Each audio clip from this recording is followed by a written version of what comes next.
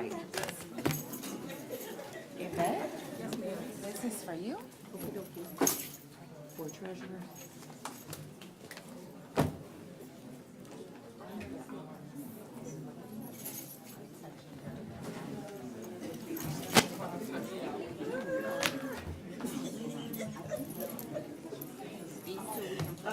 I have the last two. Okay.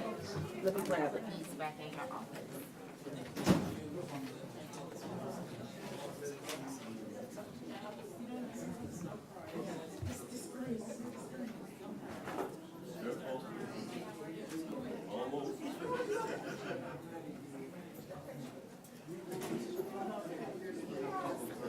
All right. Thank you. What are we waiting for? She's printing me.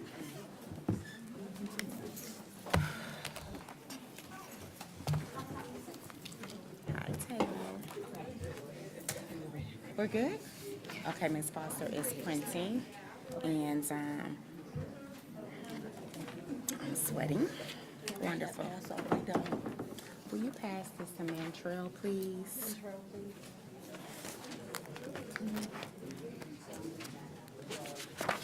Everybody good? Okay. Nobody else? Are we all set? Okay. All right. Good evening, everyone. I apologize for our tardiness. This is a meeting of the Southfield Board of Education in public for the purpose of conducting the school district's business and is not to be considered as a community meeting. There is one opportunity for public participation during the meeting, and comments are limited to 3 minutes per individual. The board will listen to comments but may not respond during the meeting. If you wish to address the board, please submit a comment card immediately. Roll call. Ashanti Bland, Board President. Yvette Duvall, Vice President. Good evening, everyone. Talisha Belk, Board Treasurer. Darrell B. Joyce, trustee. Julian Holloway, trustee. Braylon Boyd, Student Board Rep. Mantrell Goodrum, Student Board Rep. Jennifer Green, Superintendent. Taking minutes this evening is Ms. Carolyn Foster. Our tech support is being provided by M1 Studios. We have several members of our executive team here in the audience, and we have also been joined by some of our council members this evening. I would like to ask that our student board representatives lead us in the Pledge of Allegiance for the last time. May we all stand?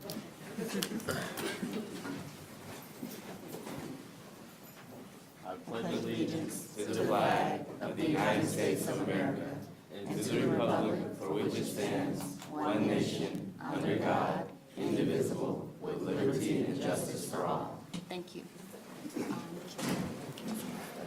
Ms. Foster, where are the frames? Where are they get the frames? Do we have it? No? Okay. Okay, yes, please. Board matters. We have one item, and that is the 2024 Oakland Schools Board of Education election timeline for 2024. In 2023, we had candidates picked up their nominating petitions on May 3rd at 4 o'clock. The deadline for candidates to file nominating petitions, filing fees, and affidavits of identity with the Oakland County Clerk's Office Elections Division was due. We received the official candidate list on May 6th. Between May 13th and 31st, each constituent district board of education must designate its representative to cast their district's ballot at the June 3rd election, identify the ISD candidates its board supports, and consider and adopt a resolution affirming number 1 and 2. Each board must consider its resolution at not less than one public meeting before adopting the resolution. On May 31st, the copies of district resolutions must be filed with Oakland Schools. On June 3rd, our district representatives attend the Oakland School Board of Education biennial board election. And on June 4th, the notification of the election results are sent from Oakland Schools. On July 9th, the new successful candidates take the oath of office at Oakland Schools Board of Education organizational meeting. Do we have a candidate? We have not identified one, so right now. The Board of Education for Southfield has not identified our candidate at this time. We will do so at our study session. Thank you. Board matters. I will begin by saying that we have successfully sent out the videos and the questions for the candidates for the University High School campus to all families. They should be in your emails. Feel free to watch both of those. At this time, we are going to move forward to keep on track with the timeline. Contrary to popular belief, we are not voting on a candidate tonight, so I'm sorry if that let some of you down. We will be discussing with Dr. Green and her cabinet next steps. Yes, ma'am. If I may just address the statement that 2 videos were sent out. There was only 1 video I apologize. sent out this afternoon. The other candidate did not do a video or answer the questions. Understood. I would also like to take the time to say that it is Mental Health Awareness Month. So for everyone that sees the beautiful balloons, the stress balls, the stickers, those were provided to us by Ms. Paula Lightsey. Thank you so much. And we do take mental health very seriously in this district. I would also like to take the time to say, happy birthday to you. Happy birthday to you. Dr. Green celebrated a birthday over the weekend along with Mother's Day. At this time, I would like to recognize 2 of our councilmen who I see greeting each other in such a brotherly way. Councilman Jalen Jennings from Lathrop Village is here. And also our former board president, trustee, now councilman of Southfield, Mr. Charles Hicks. Thank you both for being in attendance. I will not report out on all the things happening at the high school because our student board reps are going to do that, and I do not want to take away their shine. But we have some amazing things going on. I would like to say Happy Teacher Appreciation Month to all of the teachers, staff in Southfield Public Schools. It's been an awesome month. So many of the schools have done great things, and if you follow social media, Southfield Public Schools Instagram page, thank you, Ms. Cash, has been keeping up with everything that our teachers and our administrators are doing for their staff and for their support staff as well. So thank you for that. Board matters to anyone else? I would just like, okay. through the chair, Yes, ma'am. I would just like to lift that last Thursday, I believe, we had a spring open house, and it was so good to see all of our educators that were there, our building leaders, our admin support staff, administrative support staff. Thank you all for your support. Please continue to be beacons of light for Southfield as we bring in new students, graduate our older students, and have new alumni. Again, it was really a good moment for Southfield. So again, please share the spotlight on Southfield as we stand moving in a better direction. Thank you.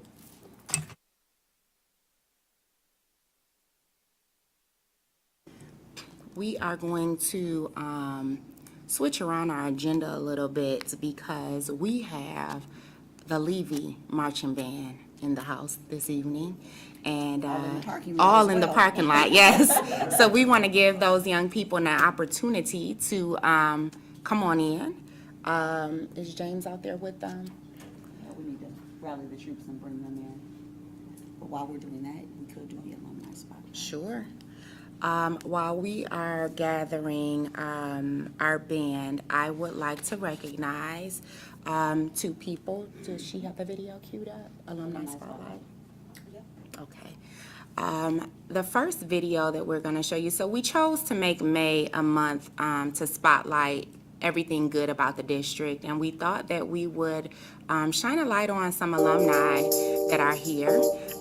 We have... Greetings and salutations to Southfield. She just started it. Well, young lady, since you are first, would you mind coming to the podium?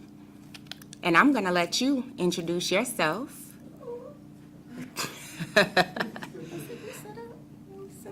Thank you. Yes, we're setting her up. Good evening, everyone. Greetings and salutations. I am Myria Wilbur, a rising junior studying design with a minor in computer science at the HBCU, Tennessee State University in Nashville, Tennessee. And I am an alumni of Southfield High School for the Arts and Technology, and I actually went to middle school and elementary school at Loris Academy right across the street. So I spent majority of my education in Southfield Public Schools. Throughout my time at Southfield, I created a lot of great bonds with educators such as Mr. Green, if you know he was a history teacher. Also Miss Shinky, Miss Felix Brown, and my very own cheer coach, Coach Stancy. And one thing I want to say about Southfield School District is they definitely were able to see my potential at a very young age, and they inspired me to overall be a leader, be active in my community, and to go for every opportunity that presents itself. So I'm proud to say that during my time at Tennessee State University, I have been able to serve as the Michigan Club president for our chapter at Tennessee State University. I have been able to serve as Miss Diamond of the Alpha Theta chapter of Kappa Alpha Psi Fraternity Incorporated. I am the newly elected Miss Honors College of the Honors College at Tennessee State University while holding a 4.0 GPA. And I have also been nominated into Leadership TSU, the university's premier leadership program, only granted to less than 1% of the student body. And this past spring, I became a Spring 2024 initiate of the Absolutely Alpha Chi chapter of Delta Sigma Theta Sorority Incorporated. So I'm definitely grateful and honored to be here today to speak towards this school district, because this school district has made me into the leader that I am today. And I'm proud to bring new ideas to initiate more leaders from Southfield Public Schools to go across this world. Thank you so much, Maria. Do we have her video? Okay. We are going to show Maria's video now. Greetings and salutations to Southfield Public School District. I am Myria Wilbur, a rising junior studying design with a minor in computer science at the Land of the Golden Sunshine HBCU, Tennessee State University. And I'm honored to be here with you today to speak on my experience as a student in Southfield Public Schools. Educators such as Ms. Shinky, Mr. Green, Ms. Felix Brown, and my very own cheer coach, Coach Stancy, saw at an early age that I had the potential to be a leader as well as a scholar and an active member of my community.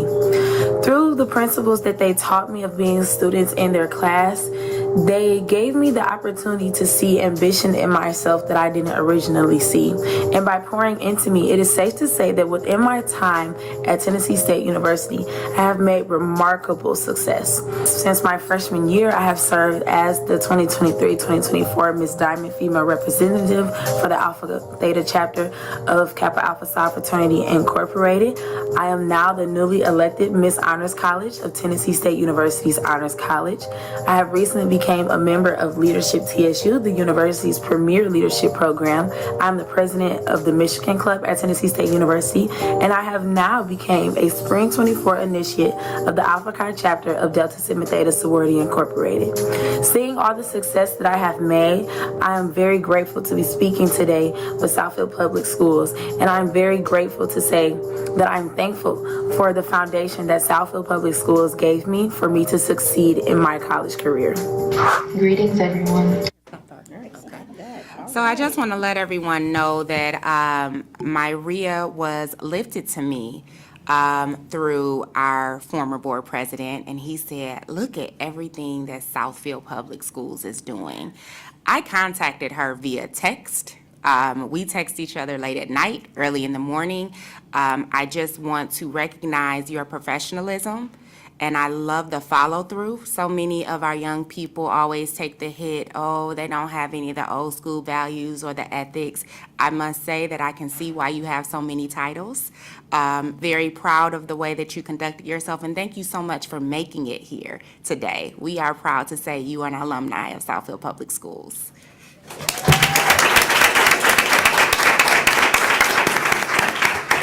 With that being said, I'd like to usher in the award-winning Levy Marching Band. You see how big the trophies are? You know why? Look at the trophies. Look at the trophies. The trophy, yes, trophy. Oh, they're gonna march in. I know. I figured that. They got the mamas and the daddies Oh, holding yeah. the trophies. Oh, yeah. Look at all the trophies. They go on and on and on. All right. And this is middle school. This is our middle school. Thank you. Come on. All right.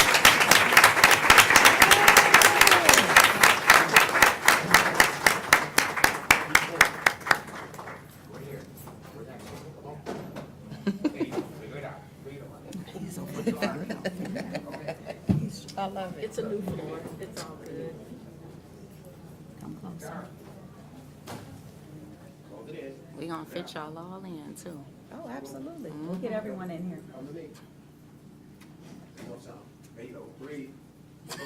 I love to read. Yes.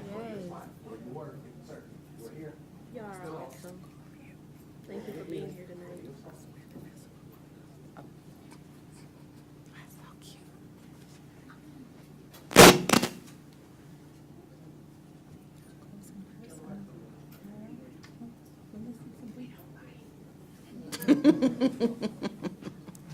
Can I steal your water?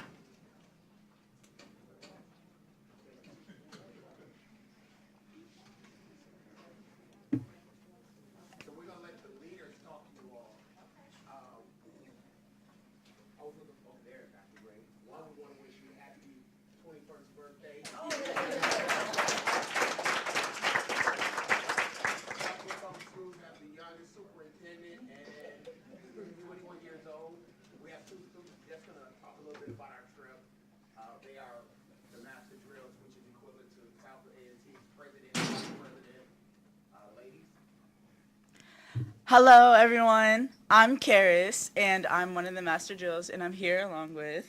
My name is Savannah, and I'm also one of the other Master Drills. So we're here to talk about everything amazing about this band.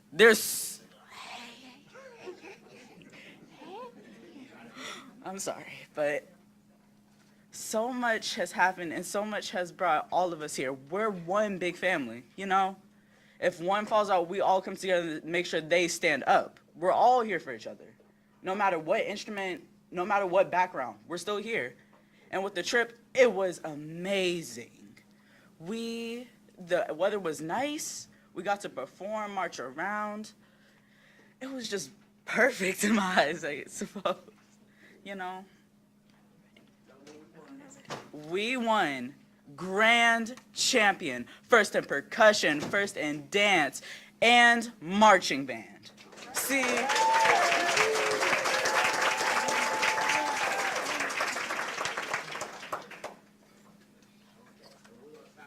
a lot of this to the superintendent and the leadership board at Levy, Miss Sonia Jackson,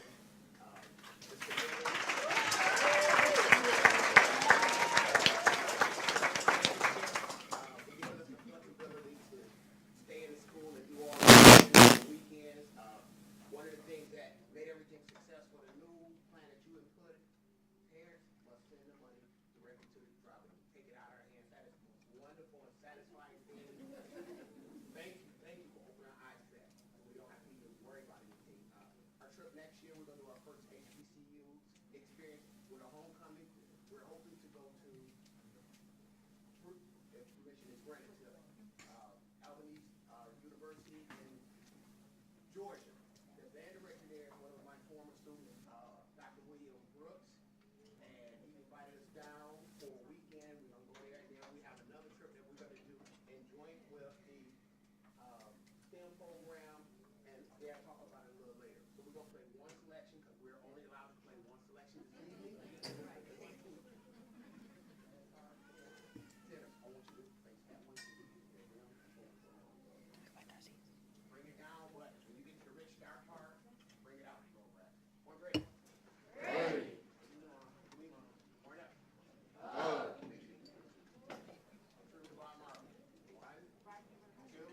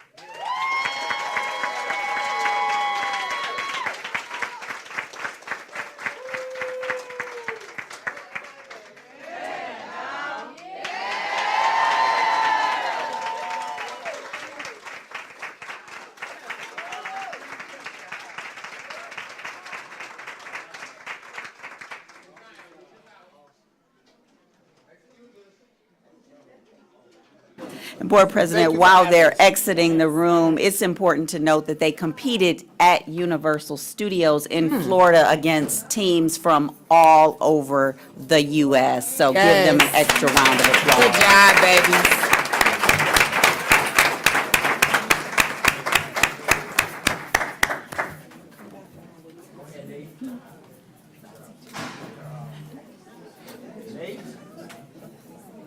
They said they're gonna teach you. Good job. Good job. They sound better than I'm about.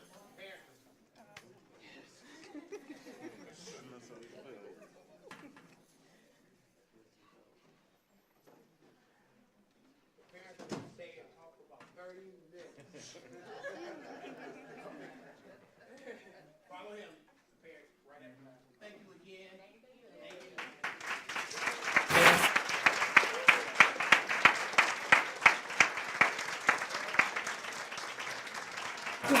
Thank you, parents.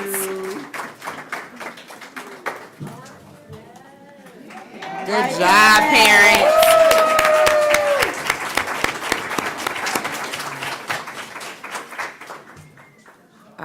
So if every board meeting could go like this, I'd be happy to come. We're working on More it. than, more than once a month. That was amazing. To the principal, Sonia Jackson, great job. You have a vision for your school, and we see the work. And to the parents, the moms and dads, thank you so much. I don't think that people realize how much being involved and engaged in things like this, it's what your kids remember. So thank you to your whole community over at Levy. This is what, in my opinion, Southfield has been built on and should always be built on. So thank you.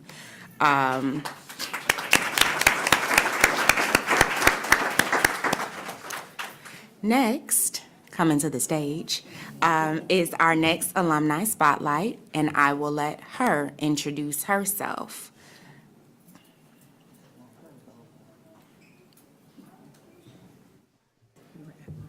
Good evening, everyone.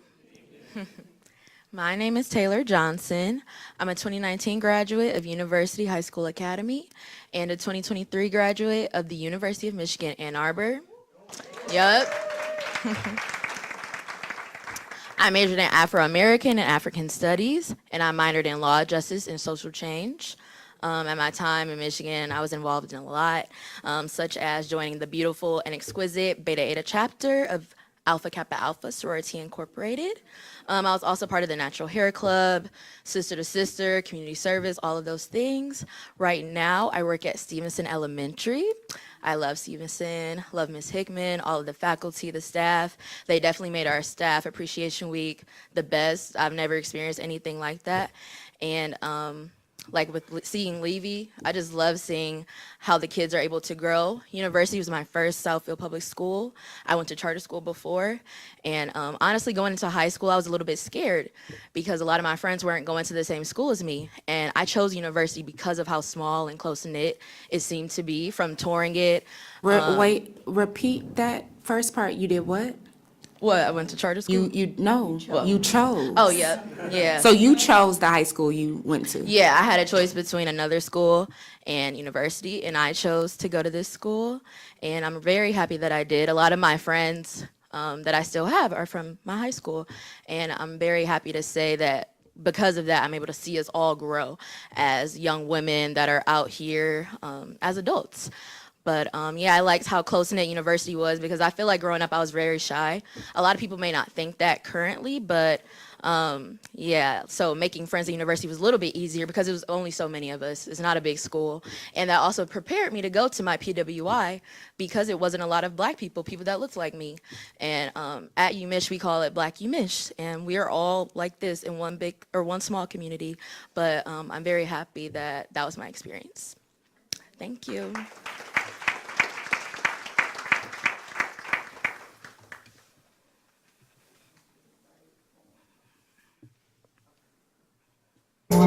My name is Taylor Johnson, and I am a 2019 graduate of University High School Academy, and I'm a 2023 grad of the University of Michigan, Ann Arbor. At the University of Michigan, I majored in Afro-American and African Studies, and I minored in Law, Justice, and Social Change in the School of Sociology. Since graduating, I was able to get a job at Stevenson Elementary, which is a wonderful school, wonderful staff. I love the kids. I really do like my job. I would say that Southfield Public Schools has guided my life after high school graduation in many ways. So I feel like after graduation, I know that I have to keep working hard. Thank you.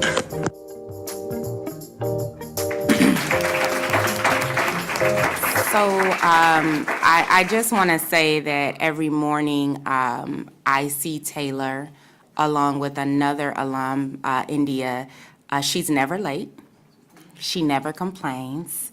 She welcomes the kids with open arms. I love hearing our young people say to our little people, "You doing all right today? It's gonna be okay. It's gonna be a good day. Put your smile on. Where's your backpack? Tie your shoes." I feel like she offers almost a big sister vibe for the little kids that are coming off the bus, and some of them are having a bad day. Those little people, oh my goodness. But Taylor always has a positive attitude. She's very professional, and when I learned that she graduated from UU, it just made me happy that she chose to come back to work in her district, that she graduated and poured back into those students and the staff. The staff has nothing but wonderful things to say about you, and we're so glad that you're a part of the Southfield Public Schools family. Thank you, Taylor.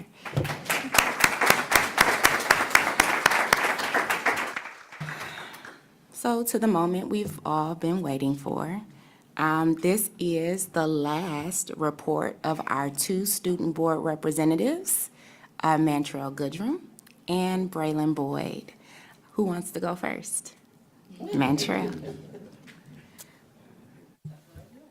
Good evening. Good evening.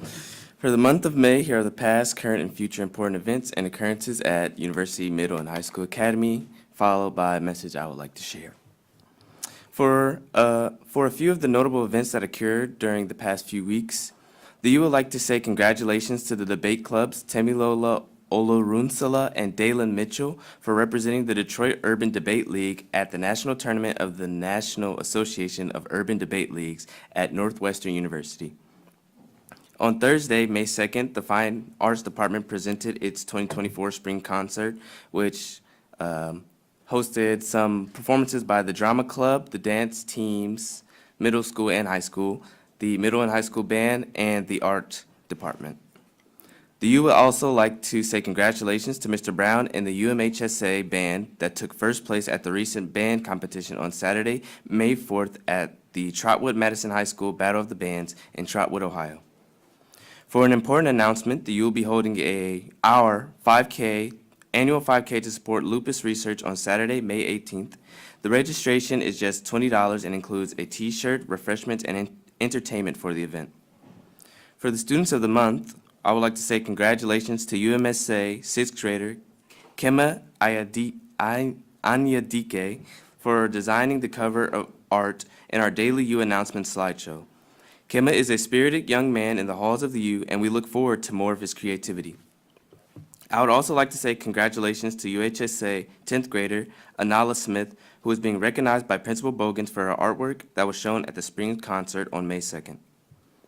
For some Class of 2024 information, in our annual tradition, the Class of 2024 recognized their peers during the Golden Eagles by presenting them with their mock election awards, including Best Hair, Best Smile, Best Friend Group, Class Laugh, and more. Also, on Wednesday, May 1st, the seniors at the U proudly announced what college/university they will be attending in the fall. As the year winds down, the seniors are beginning to prepare for their transition to college or out of high school entirely. Our schedules seem to get more packed with activity and tasks.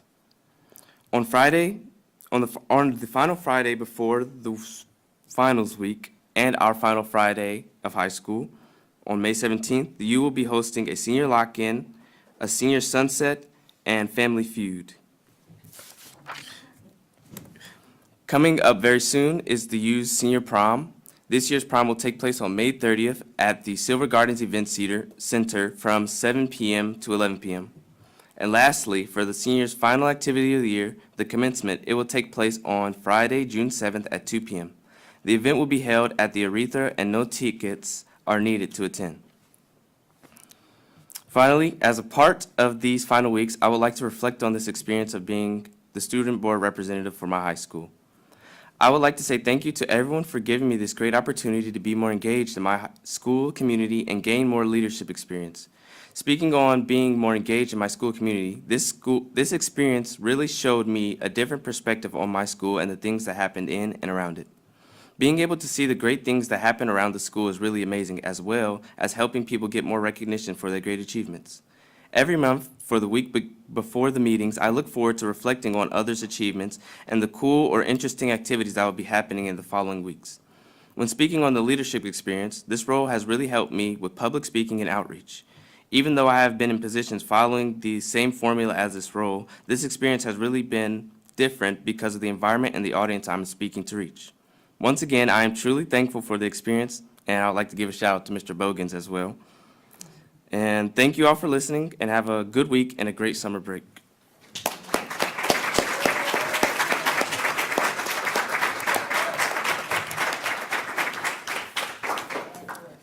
I am going to hold off on our questions until Braylon presents his report, last report, for Southfield High School for the Arts and Technology. Braylon Boyd.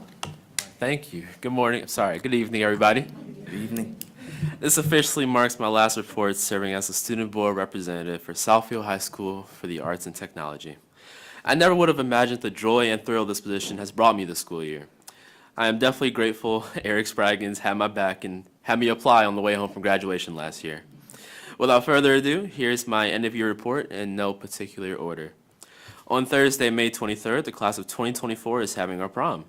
For those of you here who would like to view our grown scholars before they attend prom, we will be having a prom lineup at Southfield A&T from 6 to 7 p.m., where most of our seniors will be attending so we can all see each other before we all head off to the center downtown. We are also excited for June 7th. The class of 2024 will be graduating from the Aretha Franklin Amphitheater at 10 a.m. sharp. Seniors are so excited for this day to mark our 12-year journey throughout high school. We are excited to invite our friends and family, knowing we have 8 tickets this year for graduation. And I personally am excited to speak at graduation, and hopefully I could whip up a good speech for you all to remember. Final exams are coming up for our whole school. Seniors will have final exams from May 20th to 22nd, while the rest of our schools will have their finals in mid-June. Seniors will also have graduation rehearsal and their senior brunch on the official last day of school for us, which will be the 22nd, the day before prom. Some pretty good news for sports. Derek Lee, which is a senior, has signed to Defiance University on a baseball and academic scholarship. Oliver French has signed with Olivet College on a baseball scholarship as well. Girls soccer is placed as the Gold League champions for the first time and also has an outstanding GPA as a 3.54. On May 15th, our exceptional scholars are being honored for their hard work during our honor ceremony. Parents and guardians are also invited to come attend the ceremony. 11th and 10th graders will be celebrated at 9 a.m., while 9th and 10th graders will be celebrated at 12:30. This will be at our school in the auditorium. On May 10th, we had our spring recital. I unfortunately was unable to attend, but I will be at the extravaganza this Friday. I'm excited to see the videos for this event that I missed on YouTube, hopefully. On 5/14, today actually, we celebrated our state championships with their ring ceremony. Amazing event. Love that. Let's give a round of applause for that. Last week, A&T alumni Keith Lee came back to our school after graduating in 2014 to hand out his pizzas from Pizza Hut. That's not the main point, but that's a big one. He was disappointed to see we had no wrestling team anymore in the school, and Pizza Hut donated $25,000 to our school to get our programs moving again. I would also love to connect with Ms. Wilbert for representing our district so well. Every single teacher she's listed I've had, besides Ms. Shinky. I don't dance, but she is our senior sponsor. And this will now conclude my final reports for Southfield A&T as I serve as the board representative. I'm incredibly excited for the next representative to continue improving and bringing new and innovative information to these meetings. And now, I will be the one on YouTube watching these meetings from wherever I am in the world. To all of you all, keep making our scholars great, and this was definitely the most unexpected and one of the best moments of my senior time. Farewell all, and thank you again for all the support.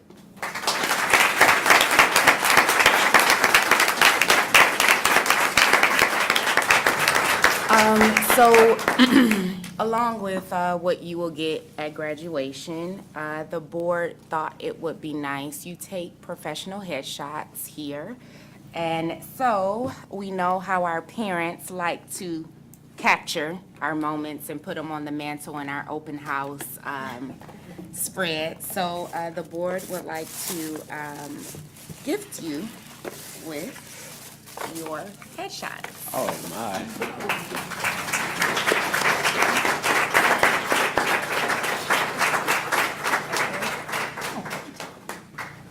So, this is Mantrail's. And this is for you. You're welcome. And there's Braylon's. Mom, Dad, and here to the audience, we got you copies of their headshots.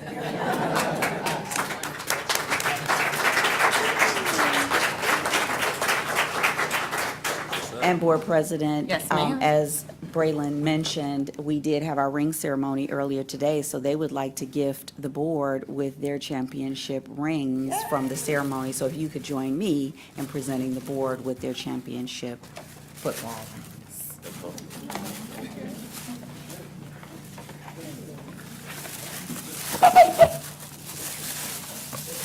Board President. So my pleasure to give you. Thank you. Vice President Ware Duval. Thank you so much. Treasurer Bell. Trustee Oh, my Joyce. And Trustee Holloway. They're gonna stop me. on Please show the TSA. bling.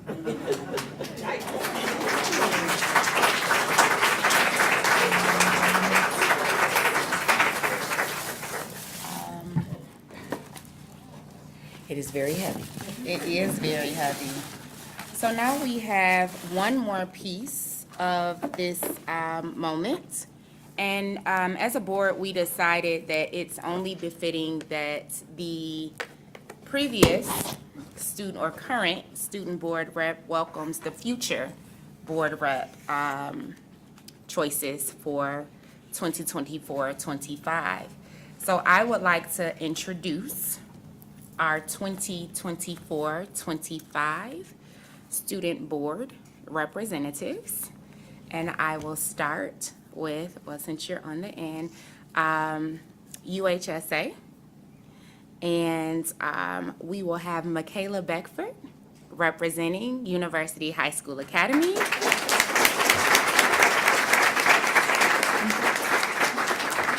And representing Southfield High School for the Arts and Technology is Eric Spraggins.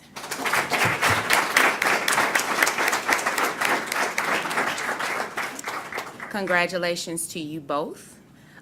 Beginning in September, you will take these two seats, and we look forward to seeing you. I hope that you have a wonderful summer before the school year starts, because lots of work. So thank you both, and to Mantrell and Braylon, we wish you all of the best. You are welcome to get your senior festivities started this evening if you would like to leave early, or you're welcome to stay for the rest of the meeting. I know that you all have a lot that you need to get. You have testing this week as well, so if you want to go home, study and get prepared for that. Your journey begins in September of 24. So thank you so much, and congratulations.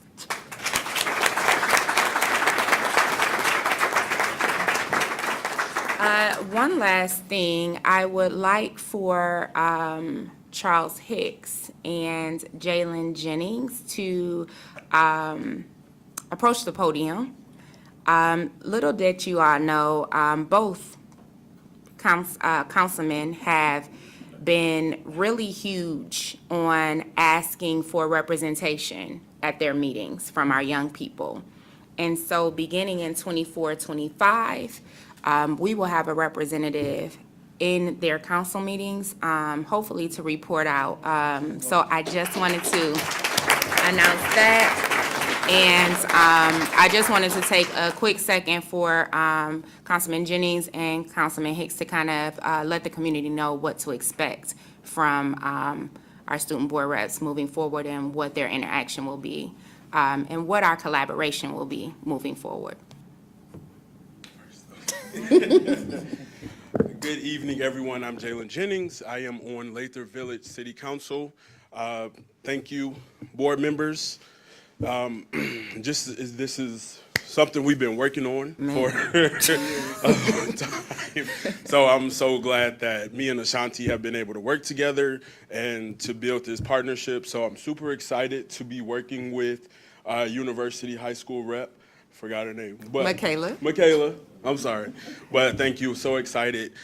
Just looking for you to just share what you guys are working on in university, and we're looking to have a great partnership, looking to make sure that our residents are aware of the great things that you guys are doing in the school. So I'm just super excited, glad to be here, and thank you again. Thank you. Good evening. Good evening. Why Southfield? If you need any reason to send your children to Southfield Public Schools, look at this video. Send it to your family, send it to your friends. Thank you, board, Dr. Green, administration, teachers, and more importantly, our students. Why do we want to have our students involved? Because as council people, we don't just serve their parents, we serve them. We want them to be a part of the decision-making process. We need to get input from our students on what things we need in our city to make it better. Because we hope that our students will replace us in our seats at some point. You can't be what you can't see. So we want them to see the process firsthand so that they can take over for Jenna, for me, and for the rest of our council. Thank you.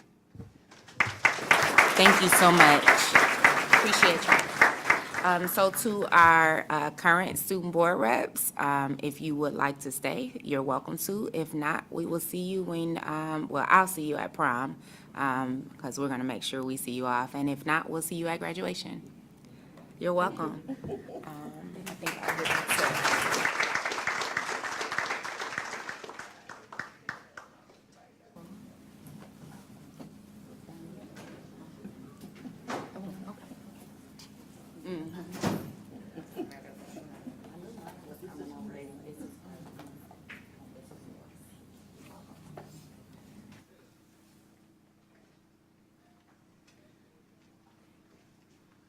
Do we want to acknowledge the students? And then we'll go into. Yep.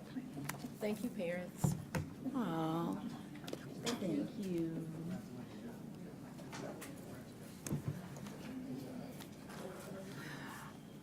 Levy is back on deck. Where is the principal of Levy Middle School? Is she still here? Okay. step out? She did step out. There's still a lot of Levy in the, There is. yes. So, Dr. Green, we have a robotics. We do. team. When we said the award-winning band, we should say all things award-winning at Levy, because we have our robotics team here this evening as well. And if they could come in the room, you will see some of the same faces, because they do it all at Levy.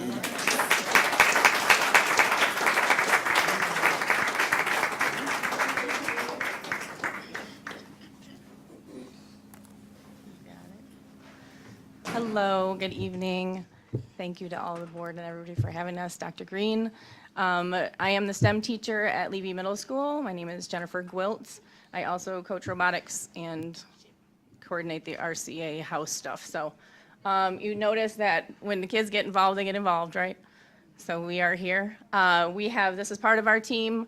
We have 3 robotics teams that the kids will talk about at Levy. We deal with Square One robotics instead of FIRST, because Square One believes that students should do all the work.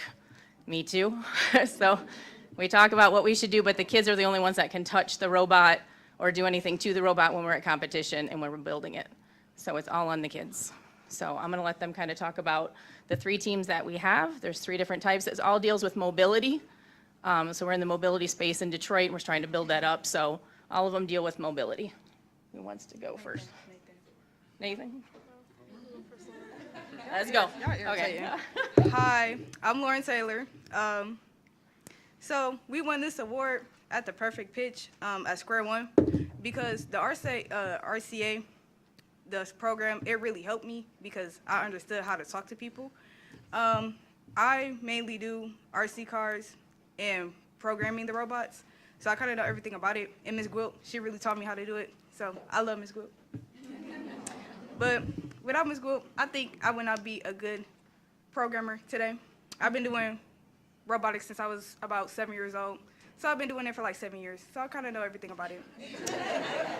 All right, thank you.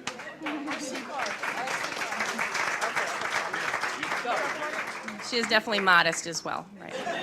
And Nathan's going to talk about underwater. So underwater is basically like, it's a robot. It's underwater, powered by motors. And you have this control panel. You use it to go forward, backward, left, right, all of that. And you compete in challenges to win. Can you tell them what the challenges would be? What was the- I'm gonna talk about mine. So yeah, my bad, y'all. I'm back up here. I know y'all missed me. So, with the programming robots and the RC cars, we have races that we will have to go in ovals to make sure how many rounds we can go, how many laps we can go as fast as possible in a short amount of time. We would program to see, forward sensors, colors, all that. Make sure you know how to program that. That's about it. And with the underwater, how many laps you can go underwater, how long can your track racing, stuff like that. That's about it.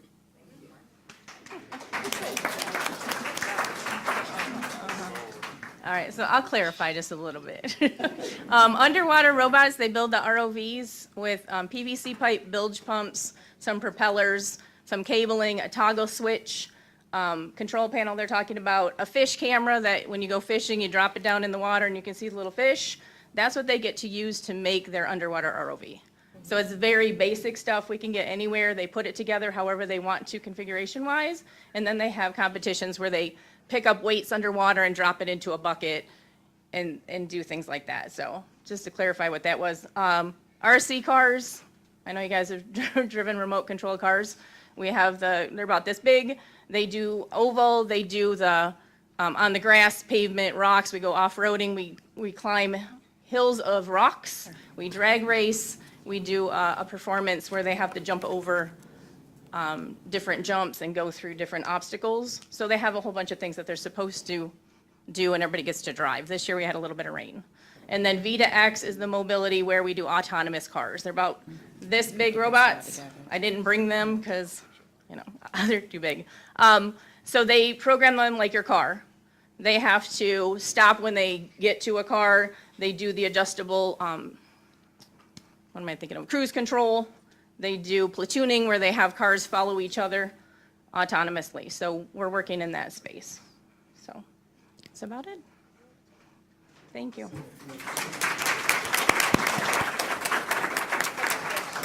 We're good. You're good. Right, yeah. Thank You're you. wonderful. Thank you.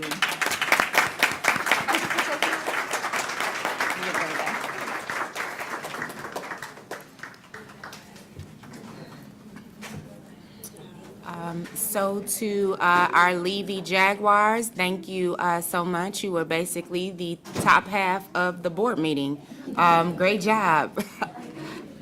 And Board President, as we discuss educational pathways and Levy being a STEAM school, that's science, technology, engineering, arts, and math, and you can see it demonstrated here tonight in our student performance. For sure. Now we are at the point of the report of the superintendent. Dr. Green? Not much to say after all of the babies. They did an amazing job, but we know that they can only be their absolute best with the support of the staff that provides them services every day. So at this time, I am very pleased to bring to you our Employee of the Month video, followed by our Partner of the Month. Ms. Foster?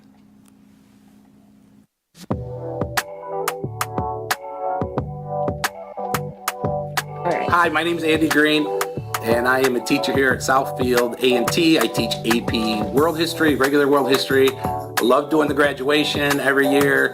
I run the student council, all the activities. I've been here for a very long time, and it's like my second home. I love it. I can't tell you how much I appreciate everybody bestowing this honor upon me. There are many people in this district that deserve it. I can't say enough. Thank you very, very much to everyone.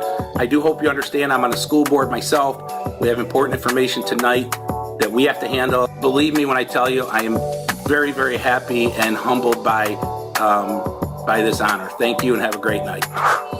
All right, Mr. Andrew Green, and as you heard it best from the mouths of our children, He has impacted a lot of students throughout our district. So he wasn't able to be here with us this evening. We do have his certificate and his small token of appreciation. But the next person, I hope he is still here. This person, while Andy says a lot, this person says very little. But this person is the behind-the-scene person that makes it happen throughout the district. And when I called this person on Friday, they didn't call me back, but it's okay.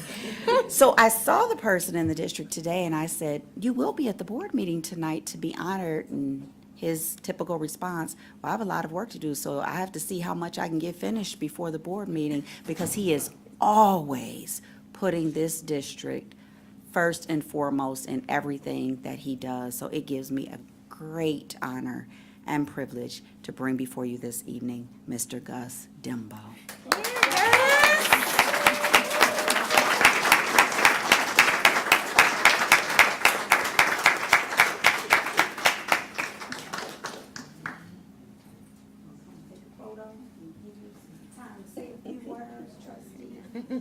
See, I said, say a few words, he said no. I knew it.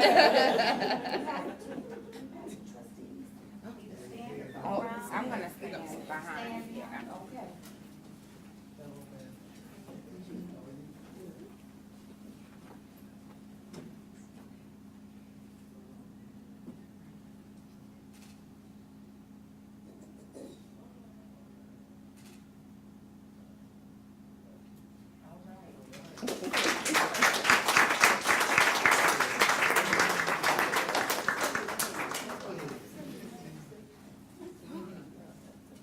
I'm sure everybody know my name. If you don't know my name, just ask somebody in the district, they know Dimbo. That's right. This is my wife, Dorothy. Thanks, We wife. all call her Dot. So I just enjoy doing my job. He's awesome. I like to get things done, and I like things being decent and in order. If it's not in decent order, then I'm not going to go back into the run. That's right. That's the way I work, that's the way I do things. Thank you, board, superintendent. You guys appreciate this, Joe. Thank you. Thank you, Gus.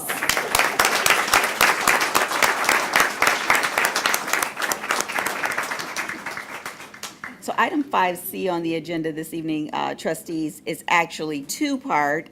Somehow they were merged together. So we do have the National Gun Violence Awareness Day resolution. But before we do that, I would like to bring forward Ms. Meredith Morgan, who is going to talk to us a little bit about the controller that we are putting in at the high school and throughout the district to ensure that we have seamless communication with our Southfield Police Department.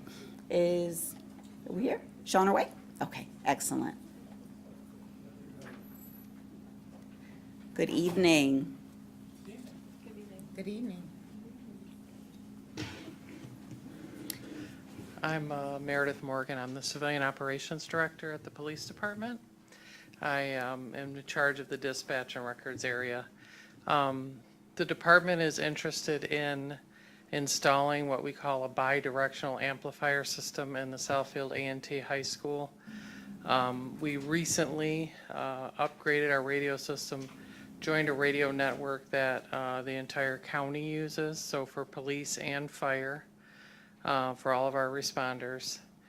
That radio system does not work well within the building because it is cement and brick and metal and just a very, heavy building materials. That is a safety concern, both for those that are in the building and for our responders. The bi-directional amplifier system, so what we did was we had our radio vendor people go to the building. They did a study to see the areas that were not getting good reception, the areas that were, and there's this system is specifically engineered for that building. The city would pick up the cost entirely to purchase and install that system.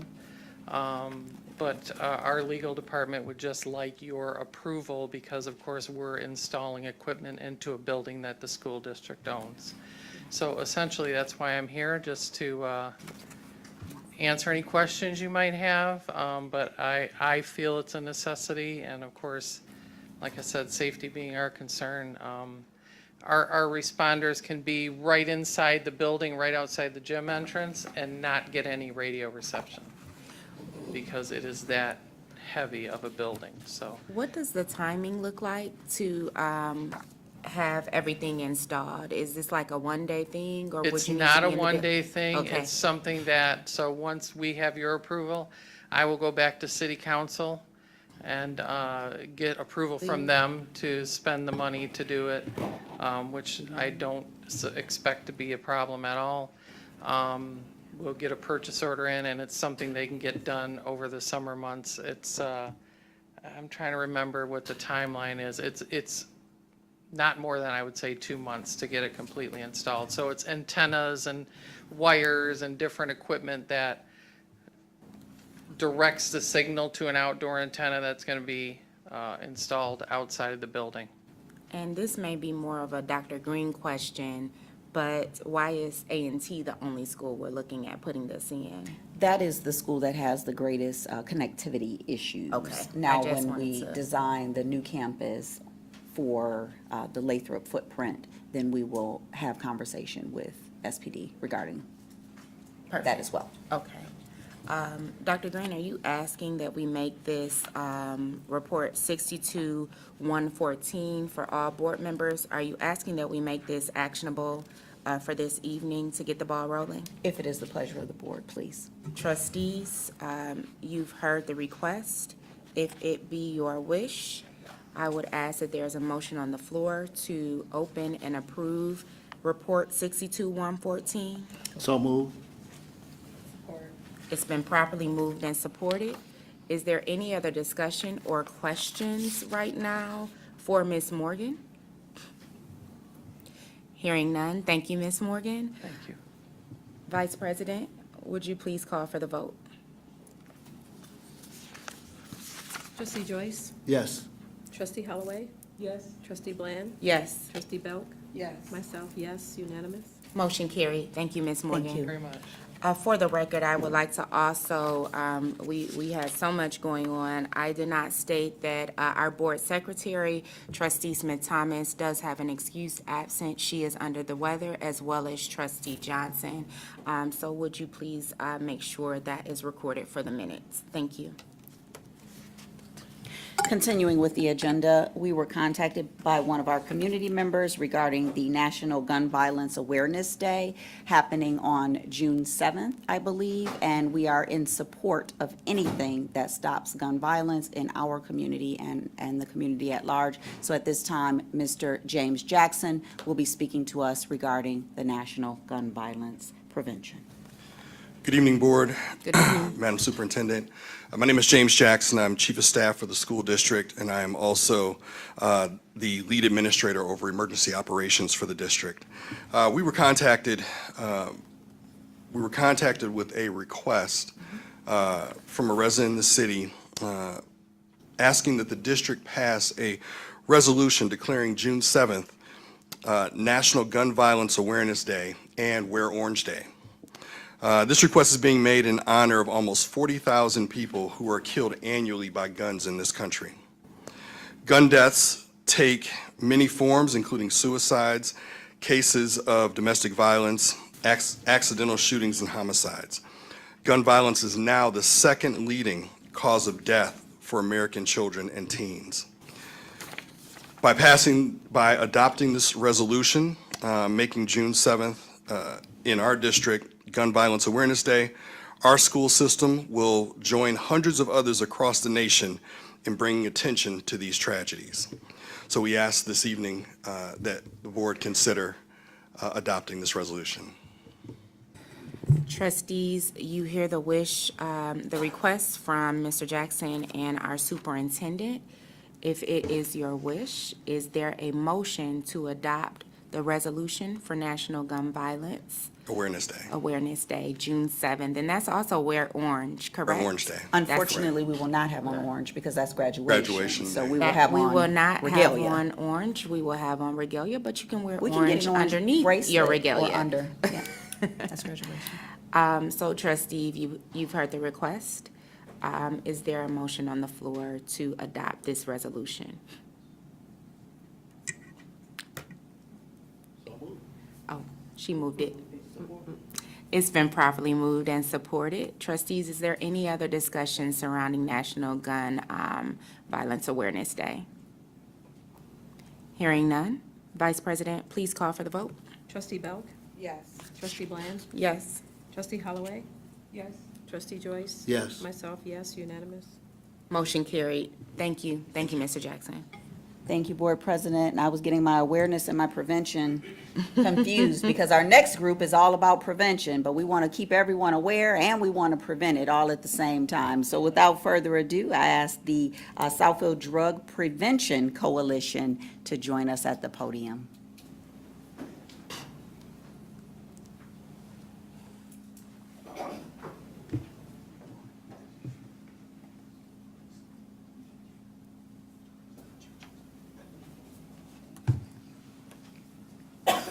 Thank Good you. evening, everyone.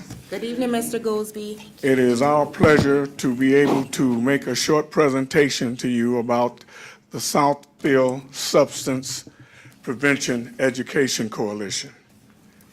I'm here really to reintroduce because we've been in the community for a while.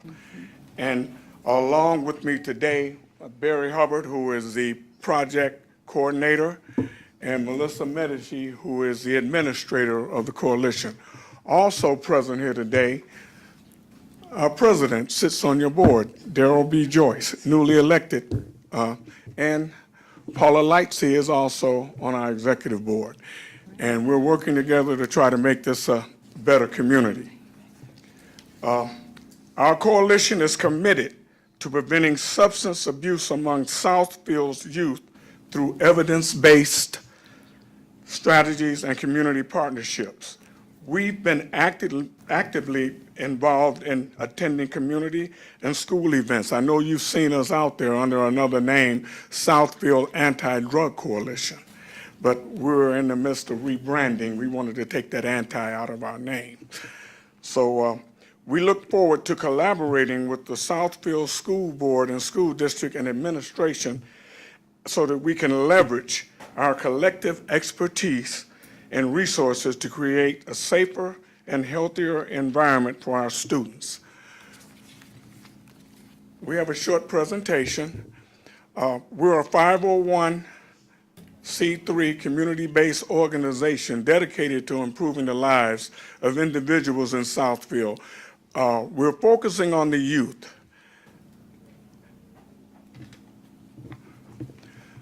Our mission statement is, as you can see, empowering youth, parents, and community by cultivating a resilient mindset and refining skills through education, prevention, and advocacy, fostering a substance-free environment where every individual can thrive and fulfill their potential. Next slide. These are our core values. I must say we're one of 21 coalitions in Oakland County dedicated to delivering preventive education in the school district, elementary, middle, and high school. The focus being on alcohol, vaping, marijuana, and opioids we are focused next. We get a grant through the DFC, which is a drug-free community out of Washington, and we also get a grant through the Alliance of Coalitions for Healthy Communities located in Troy. Between those two grants, we're able to produce programs and get our youth involved in different activities.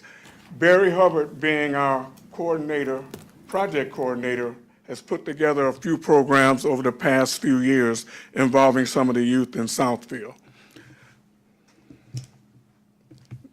Next slide. Oh, 12 sectors, inclusivity. These are the 12 sectors that we base our organization on and the other coalitions throughout the United States. We include an individual in each one of these sectors that represent the city of Southfield. We have a few members here, and I guess I don't see, James Jackson is one of our 12 sector members. He's present here today. And we're trying to work with him and the superintendent to see at the start of the school year, we could have a resource room in A&T and in the middle school.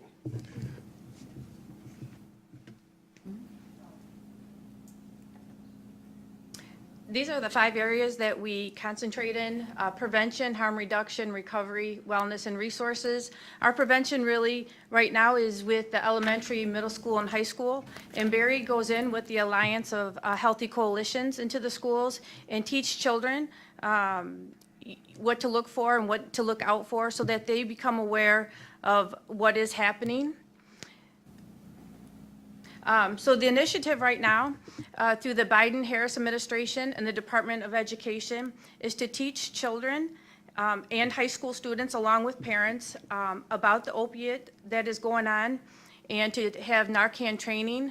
The White House is challenging every school district to have Narcan training for middle school and up, and to have them carry the Narcan, because right now, 42% of all pills on the street contain fentanyl. 58% of all marijuana overdoses contain fentanyl, and 47% of all cocaine carries fentanyl. And so what we're seeing is this rise of overdoses, and it doesn't have to be something intentionally taken. It could just be something on the street that they touched. And so right now, every pill that is out there has more than 2 milligrams of fentanyl in it is enough for a lethal dose, which is scary, and it comes with a thing that people don't want to face. But unfortunately, here in Southfield, we had 291 overdoses last year. 291 that we know of, right? And because we give it out. But I do challenge the school board to put out the Narcan training, at least for your high school students, especially those going into college, because that's where we're really seeing it. But just so you know, we are seeing 5-, 6-, 7-year-old up to 80-year-old overdosing. And it's all different ways, and that's a whole nother conversation. But I don't want you to look at it as a stigma, but look at it saving somebody's life.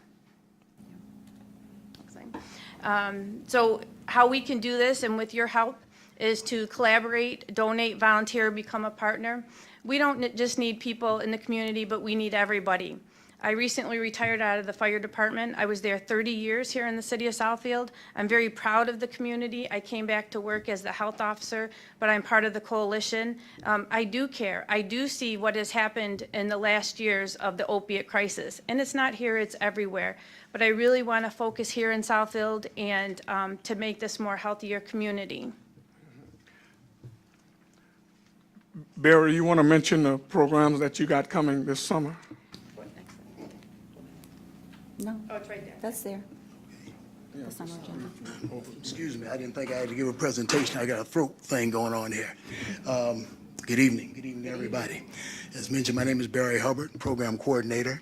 What we have going on, what we have going on this summer, we're going to have a 4-week session.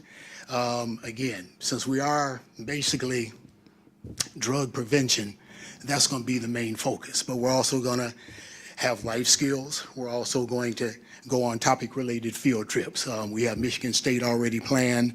We're working on some other things. Again, for the parents in here, we know that for the summer you'd like to get the kids out the house for a few weeks.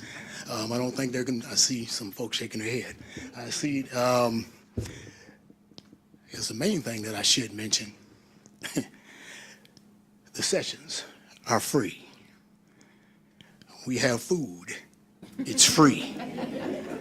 The field trips that we go on, it's free. So if everybody it's free.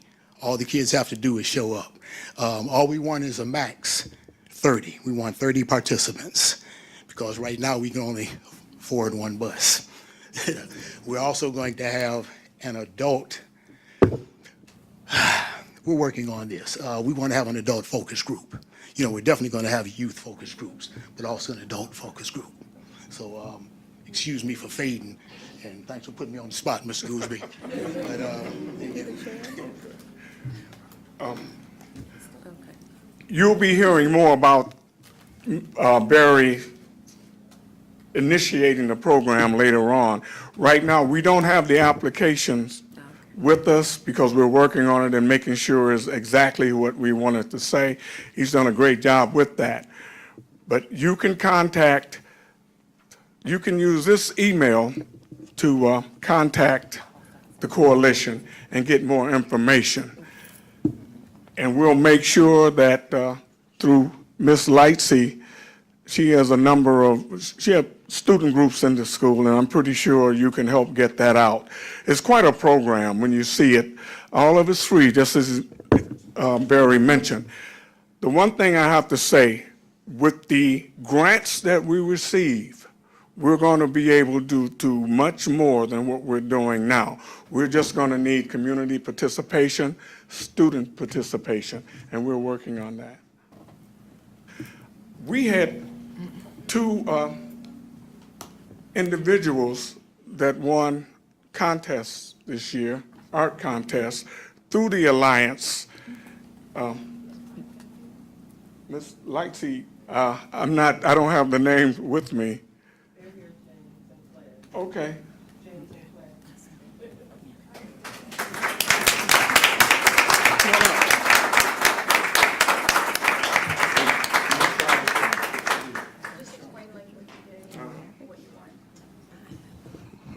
Good evening. My name is James Panigus III, and I did a alcohol awareness prevention poster about football because I had a teammate once who suffered with alcohol abuse, and I just wanted to get that out there.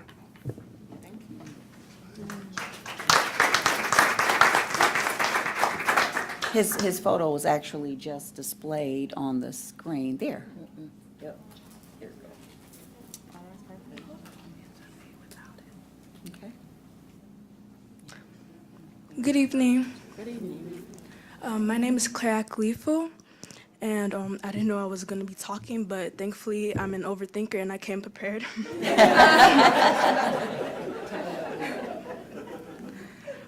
For this, I said, countless adolescents often pick drug or substance abuse over what could potentially be a successful future.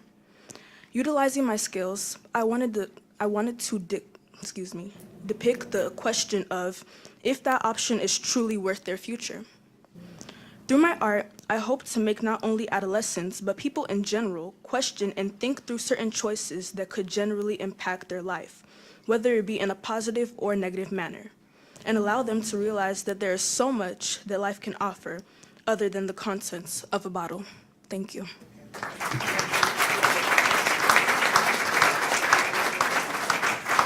That concludes our presentation. I want to thank you all for listening, and more information will be dispersed, and we look forward to you joining us in our prevention efforts.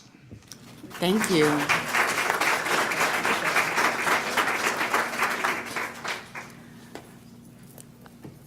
Thank you for all your work, and thank you, Trustee Joyce, for sitting on that board and bringing them here. Appreciate it. Moving forward, we have report 62-100. Yes, more exciting news coming your way. As we've discussed with the bond, the 2022 bond, we are now at the point where we are bringing forward our recommendation for the architect and engineering firm to design the first new campus in Southfield Public Schools in the last 60 years. So before we got to this point, you see TJ is joining us. TJ, along with the team from Plant Moran Real Point, we put out an RFI. We had proposals come in. We went through all the proposals. We went through interview after presentation, and this group continued to rise to the top. I am also pleased to say that one in the group is an alum of our district, graduate of Southfield Lathrop, so she will have a chance to design that campus, the Lathrop campus. So Miss Danielle, and then we also have other members that live in our community. Another member who actually had your goddaughter graduate from the U. So this team is connected to the district in more ways than one. That being said, TJ, please introduce our recommendation. Thank you, Dr. Green. Good evening. I would like to present to you Fanning Howey Associates along with Dokes Design as our recommendation for the firm for what we have titled New Construction and Specialty Renovations. So this team will work on the Southfield A&T campus, University K-12 campus, as well as the conversion of McIntyre Elementary to the community center. And so I would like to turn the floor over to Fanning Howey to do their presentation to tell you a little more about themselves. All right. Thank you, TJ, and thank you, Dr. Green and the board for having us out tonight. I think we wanted to take this opportunity for you all to get an introduction to our team, that you're going to be seeing our faces in the district for many years. And we want to kind of start off on the right foot and kind of share what's ahead of us and who we are. So next slide, please.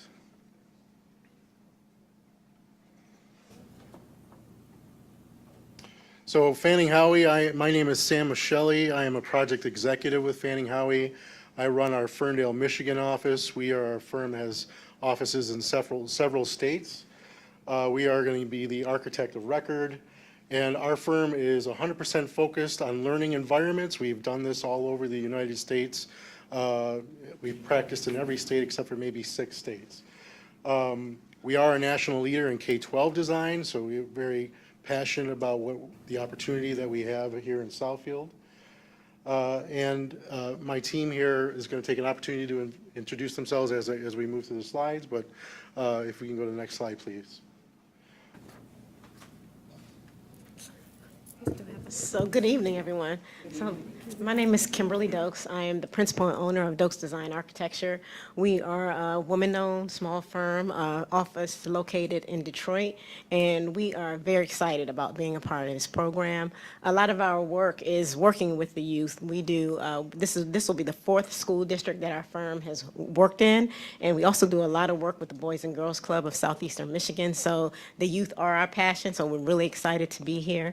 I am a resident of Southfield, been in Southfield for over 14 years, raised my family here, so I'm really excited to just have a real impact in the community that I live in.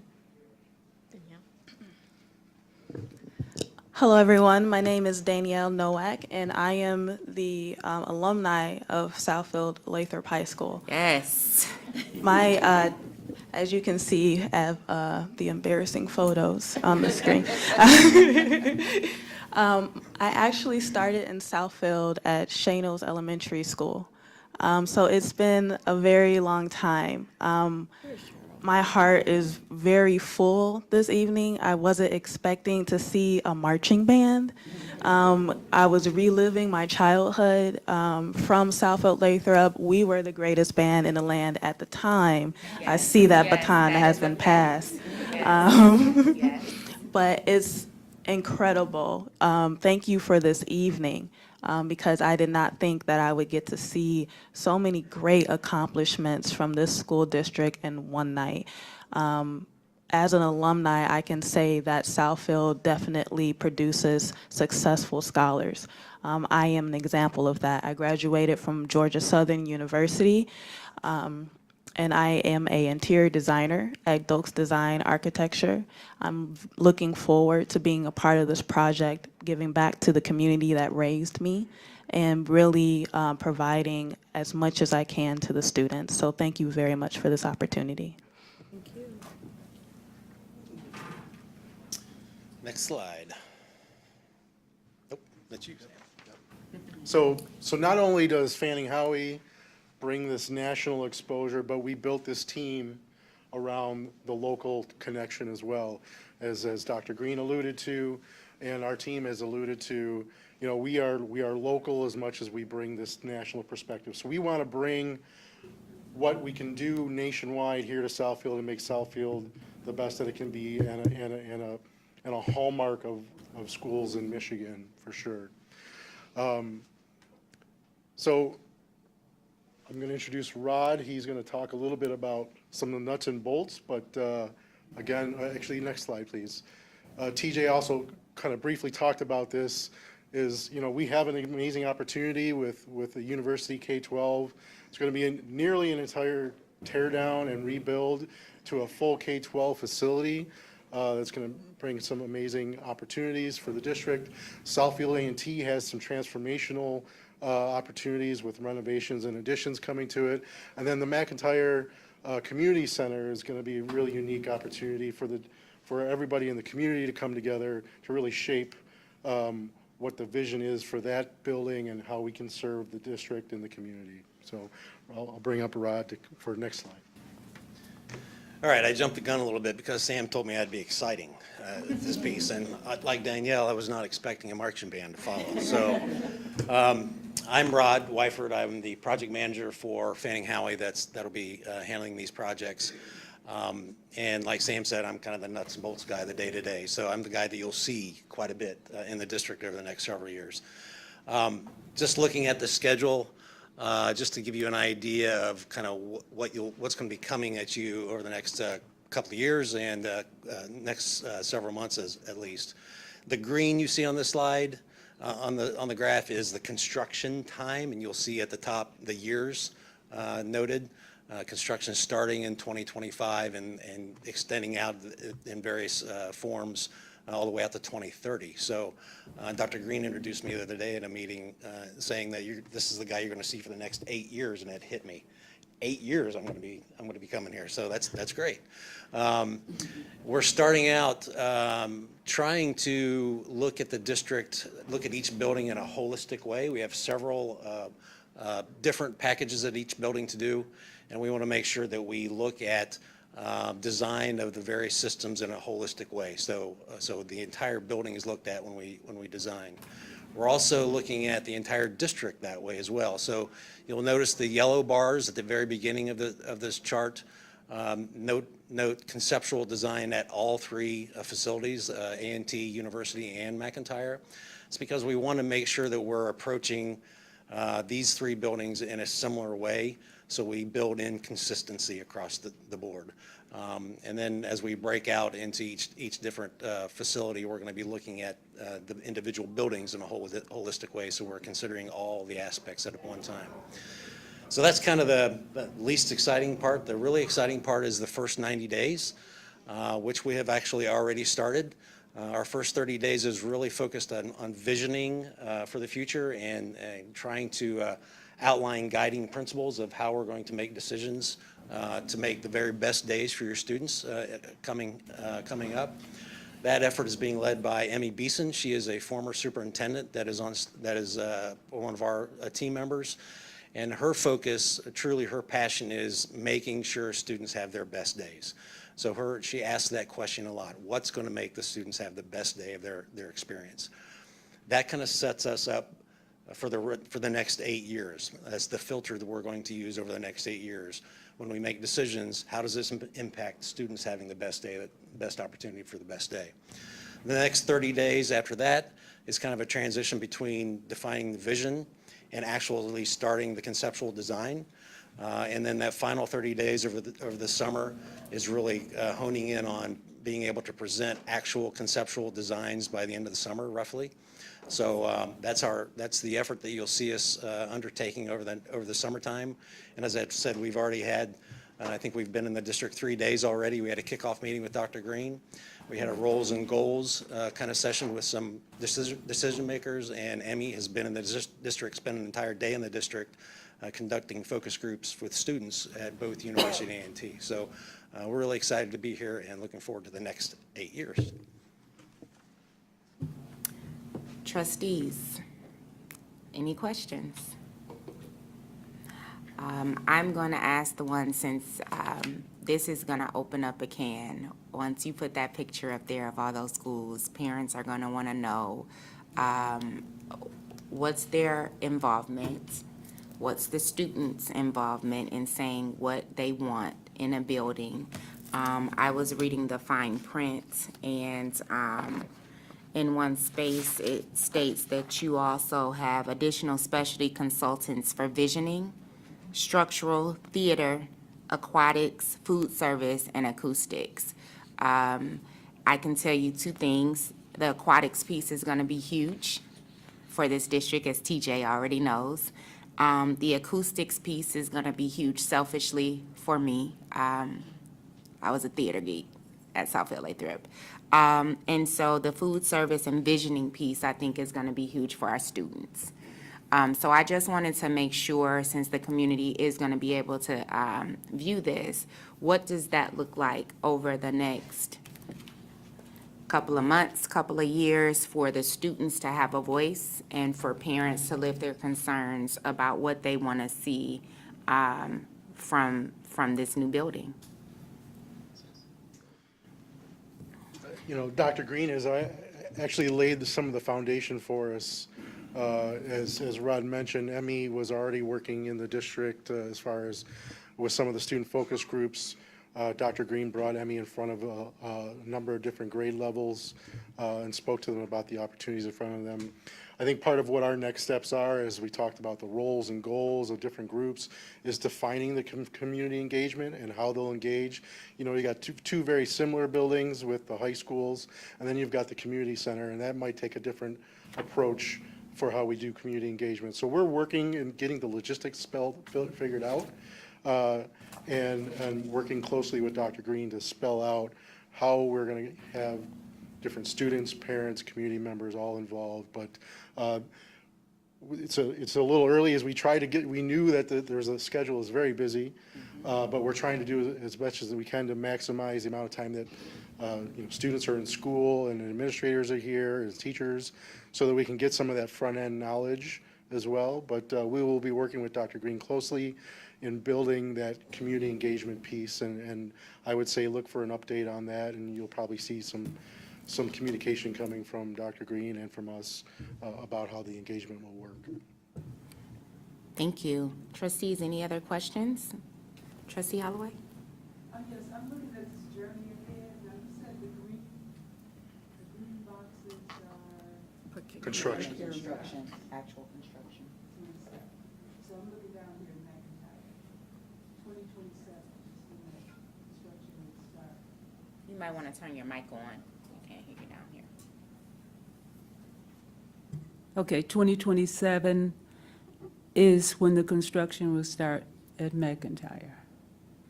So the students will still be there.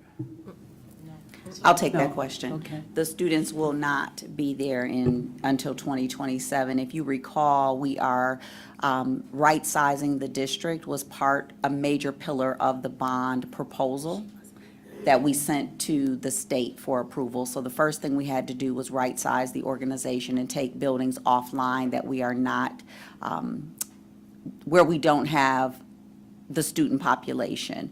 That being said, we will make use of it as a swing space for the time in which we are eliminating the current student population and when the construction starts on that campus. So it will be used for students within Southfield Public Schools, but it will not be used as the traditional McIntyre campus.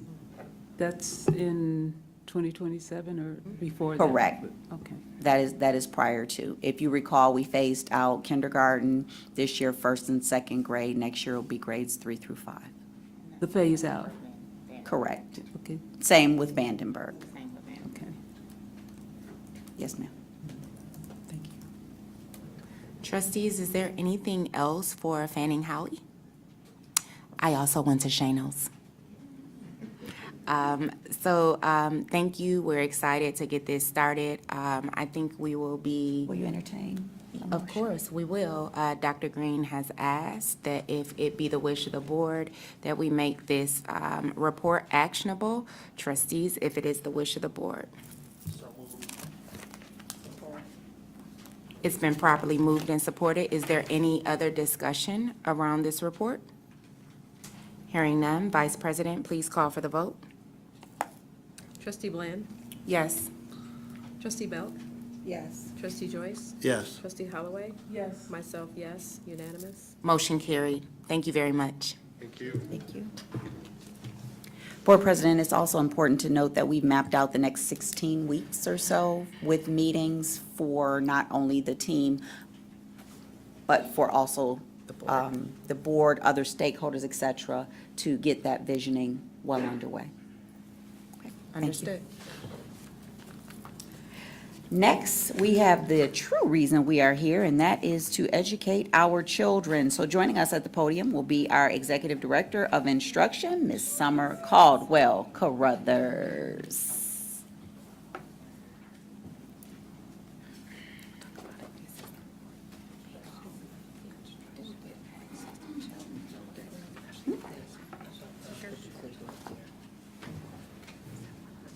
What do you look? Is this it? This?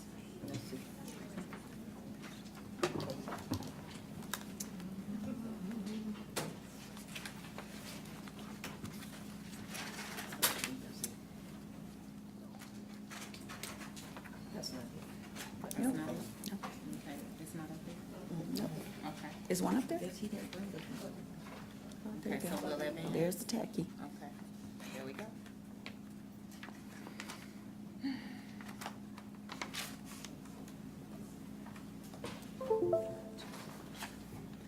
Perfect. Good evening. Good evening. Board President, trustees, superintendent, community. My name is Summer Caldwell Carruthers, and I will be going through the instructional infrastructure budget for the 24-25 school year. So these are the team members on the instructional infrastructure. If you are here and you are part of the instructional infrastructure, can you please stand, please? My team worked extremely hard for this district. Just want to say thank you so much for everything that you do. You are well appreciated. So we're going to start with curriculum assessment and technology. Many of these things are renewals, and so if you have any questions, please let me know. I'm going to go through quickly. We already know about Schoology. Everyone knows about Schoology. We use this our learning management system, and so it's up for renewal. Also College Board, and so we take PSATs in the fall, and it gives our students an opportunity to see the test before they see the state standardized test in April. And so we have to pay for that. So we will be taking the PSATs from 8th grade all the way up to 11th grade. The 10th and 11th graders take the PSATs MMS QT, and that gives them an opportunity for scholarships. And so that is part of our budget. Again, our pre-AP program for our K-12 campus. Also at Mentum, any students in the high school knows what at Mentum courseware is. They have had a Mentum course. So that is up for renewal, as well as Panorama is the only new thing on here. What Panorama is, it's an opportunity, it's a great opportunity for teachers. It is a system where teachers can log in and all of students' data is there. So right now, teachers have to log into multiple things in order to get their data sources. They have iReady, they have NWEA, they have MyStar, they have everything. And so to see an overall picture of a student, you will have to log into different systems. Panorama is the opportunity for us to log into one system and see everything about that student, as well as if the student had Title I, interventions, if it worked, if it didn't work. And so many of other school districts are utilizing that in our nearby school districts. And we did receive a grant, 97J, in which we'll be paying for Panorama, so yay. Those grants. NWEA, we do NWEA for Southfield A&T, 9th through 11th graders, and this is an opportunity for us just to gauge where they are and what we need to do. I have a benchmark assessment grant that pays for that. This year is a year where we want to. Right now, we take something called the MOPP, and all K-2 teachers know what the MOPP is. It's a test that they have to give, a screener that they give all of our K-2 students. It takes a long time to give. You got to give this test manually, have each student come up to you, sit next to you, and give this test. Well, teachers have been reaching out to me for years. They wanted something a little bit easier to give, and they wanted it computerized, and we did a little research, and so we have an early literacy grant, and we're going to move forward with an early literacy screener for ELA and mathematics. The CLEP exams. And so CLEP exams is by College Board, and it gives our high schoolers an opportunity to take the exam and get college credit. And so we're putting it in our budget this year so that any student that would like to take the CLEP exam, we will take care of the cost. And then if they pass the exam, they'll be able to get college credit. Another thing that we're trying to do is become a site for the CLEP exam, so our students don't have to go anywhere. They can take it right here. And so we're working on that right now. Cami is ongoing, is a PDF writer, so our students and our staff utilizes Cami, and this is up for renewal, as well as Cognia, that's for our district accreditation fee. And we're up for accreditation this year, and my team is working on that, so we're gonna knock it out the park, we know it. So that is a fee as well. So we're looking for a credit recovery organization, and so we know we have credit recovery, we have Saturday schools, we have summer school, and so that costs, so that is up for renewal, as well as our platform that we utilize for evaluations and dual enrollment. UHSA has a dual enrollment fee, as well as Southfield A&T. And Screencastify. Anyone see my videos that I've sent out every week about summer school? I use Screencastify for that. So that is one of the programs that we utilize to create videos within the instructional department. So for English language arts, we did a pilot at Adler this year for Haggerty for our K2, and they absolutely loved it, and we see a lot of growth with our K2 students with phonics and phonemic awareness. And so this year, we're going to purchase it for all of our K2 classrooms, and through our early literacy grant, which is 35J. We're also up for renewals for a few other things in English language arts, the reading and writing curriculum, and Study Sync, as well as our AP literature for the high schools, all up for renewal. Again, all of these are up for renewal for English language arts. So these are things that we're already using in our classrooms. Same as social studies, all of our social studies licenses is up for renewal. And so a majority of the things that we take care of, we write grants for in the instructional department. And so majority of our instructional tools are through grants. And this is some of the professional development that the English language arts supervisor, Ms. Jessica Hines, is going to put on for our staff for all of the instructional tools that we have up here on the screen. Mathematics, that is under the leadership of Ms. Yvonne Hammond-Taylor. Raise your hand, Yvonne, yay. She's our math and science supervisor. And so we have several renewals that's up for renewal. So our Envision, this is the first year of implementation for our K-8 mathematics program, is up for renewal, and Big Ideas and My Math Lab. Again, we use iExcel for our high schools, our Title I, and our resource teachers. And it's similar to iReady, but the difference is that high school, our Title I teachers and our resource teachers doesn't necessarily have access to iReady, because iReady is more for the core teachers. So iExcel, we utilize that in the classroom through those classes in order to supplement. Again, we have some more renewals for our science, Mystery Science and Elevate Science. So all of these, again, we're already using in the classroom. I just want to bring it to the board's attention that they're up for renewal this year. For our career-focused education is under the leadership of Ms. Hallie Snyder. Hallie, wave your hand. She's doing an excellent job. We have NAF academies. We have 3 NAF academies that we have to pay for the fee. That's the Health Science Academy, the IT Academy, and the Arts Academy. And so that's up for renewal, and that will be up for renewal every year. English language learners under the leadership of Ms. Erin Hughes. She couldn't be here tonight. However, she has all of her things are up for renewal with the exception of the teacher created materials. That's an ESL material to support ESL students, and she's going to fund that through her grant, the 31A grant in section 41, just for ESL students. Again, this is for telelanguage. It's a line in which our parapros, our teachers can use to communicate to parents that doesn't speak English. And also, she also budgets some translators in here so that we can translate to our parents so they'll understand what's going on within their child's educational world. SEO and academic advisement is under the leadership of Ms. Paula Licey back there. Ms. Paula? Everyone knows Ms. Paula.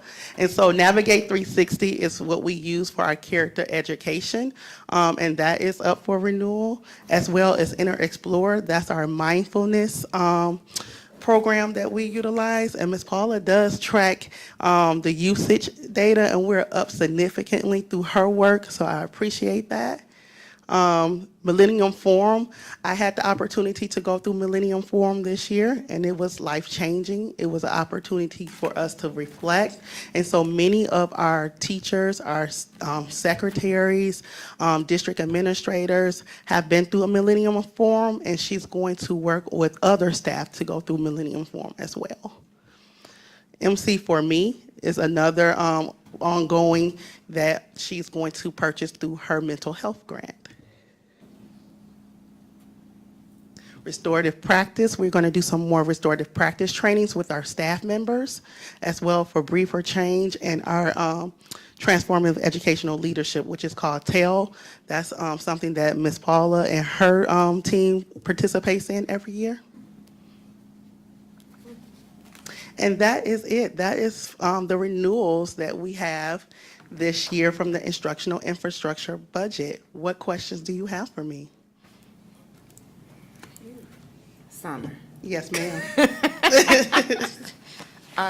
A couple of, my only question is, great job, that's a comment, but the panorama education, is that, who would be using that? Is that just your team? Can you just explain that a little bit more? Absolutely. It will be all staff. All staff? All staff. So it's an opportunity, especially teachers, that they can log in and see everything about this student. If the student has some issues, maybe with comprehension last year and it had some interventions taking place, they can see the interventions so that they can build up on that. All the iReady data will pour into that. All of the early literacy screener data will pour into that. So my team will be working on making sure that all of our data sources is pouring into Panorama so that when teachers, principals, anyone logs into it, they can see the data on that particular student that they're serving. And the reason I ask is because we know that's been a pain point district-wide. And so kudos to you for finding something that can actually integrate everything. I have 2 more questions surrounding Panorama. The first one is the data migration. How does that work? Is that something that everything has to get funneled into it, or does it just, is it an AI, like an interface? So once we set up the import, it will import every night. Right now, we have daily syncs on all of our systems. Okay. And so once we set it up, which the setup time, I'm going to start in June with the company. Okay. It takes a few weeks, and then all of our data will just pour in every night. And then my last question is strictly for our building staff. How do they get trained on how to use this? Is this like a self-learning, a self-paced thing, or is this a professional development? Professional development. Okay. And so we're going to purchase professional development from Panorama. I also get trained as well as my team, and so then we can go out and train individual buildings as well. And we're going to work on training the principals as soon as I get trained. I was just about to ask, do Absolutely. you have a timeline? That's perfect. Thank you for that. No problem. Board President, one thing that I wanted to expound on, you heard Summer mention CLEP. CLEP is the college level exam program whereby students can basically test out of college courses. So they can take this exam, pass the exam, and College Board has agreements with colleges and universities, and the student can earn the college credit for testing out of the college course. It will save our families a significant amount of money if they did that as well. Is this like gen ed?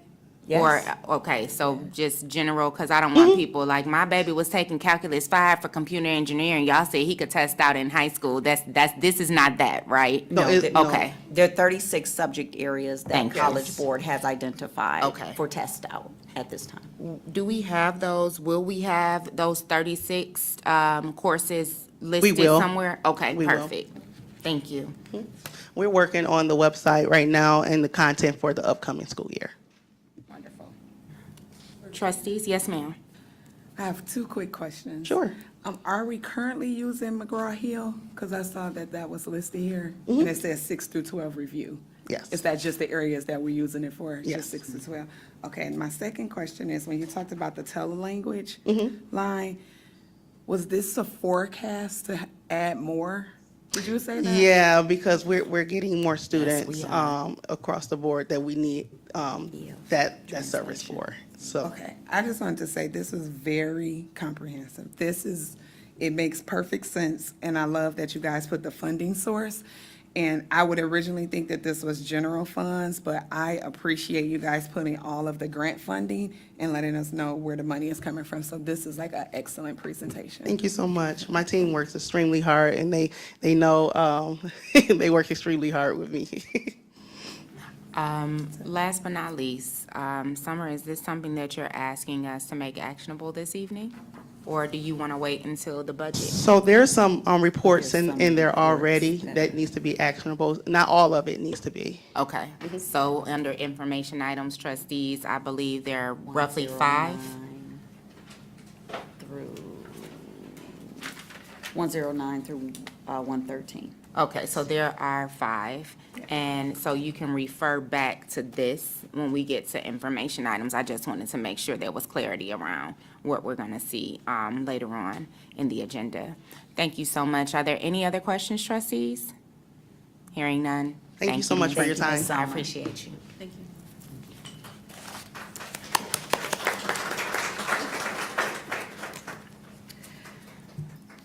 Board trustees, I'm sorry. The next is the Bussey Director's Report. As you were alerted earlier today, we had a medical emergency, and I don't believe that the director is going to be with us this evening. Understood.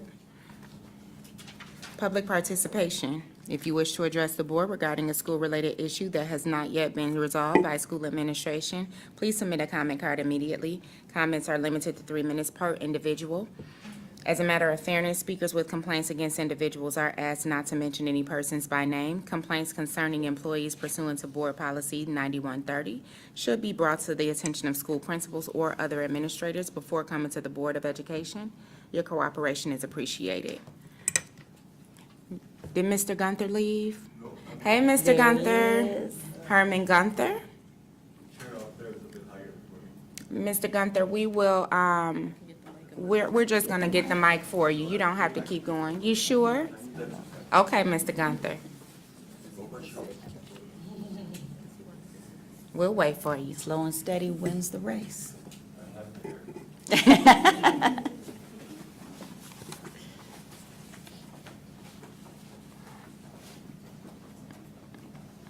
What's he bet? I'm all right. He doesn't want to sit down.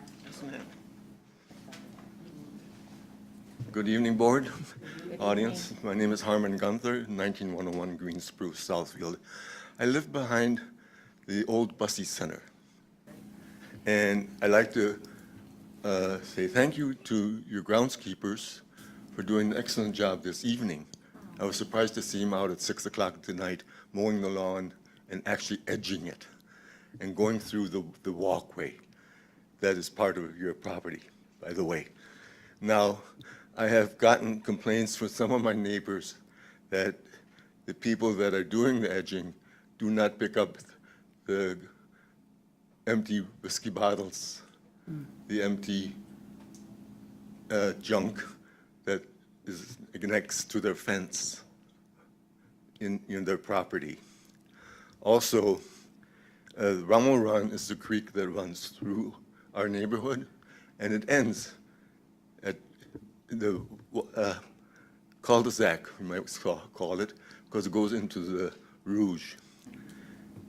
The waterway is property of Oakland County. They take care of the waterway. The school is supposed to take care of everything else, unfortunately.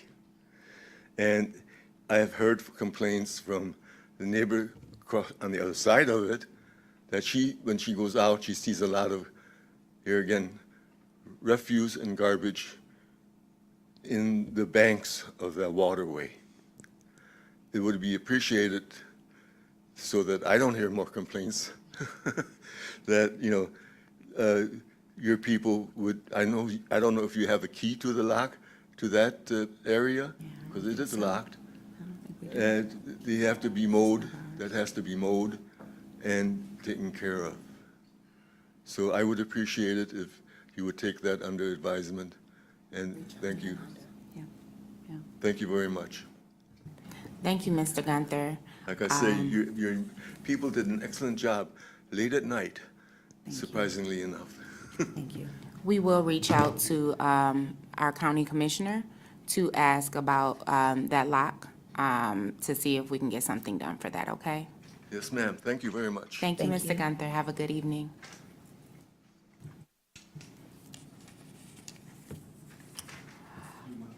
Oh, yeah, he can go, he can go either way, Charles. He can go out that door if he like. Okay. Miss Diana Piegler?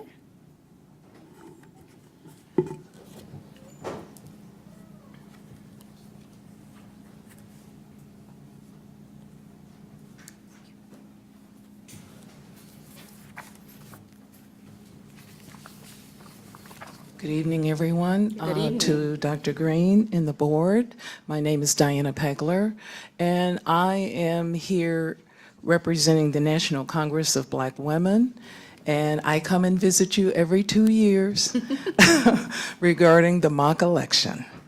And as we all know, this is a major, major year for voting, and I was so happy to hear that there's more youth engagement. It's absolutely necessary. They are our future. And the cover sheet that you have just talks about the mock election over the years and the schools that have participated with us in Oakland County. We've been doing this project since 2008. We started with paper ballots, and now we're all electronic. But the pandemic caused us not to do it at all.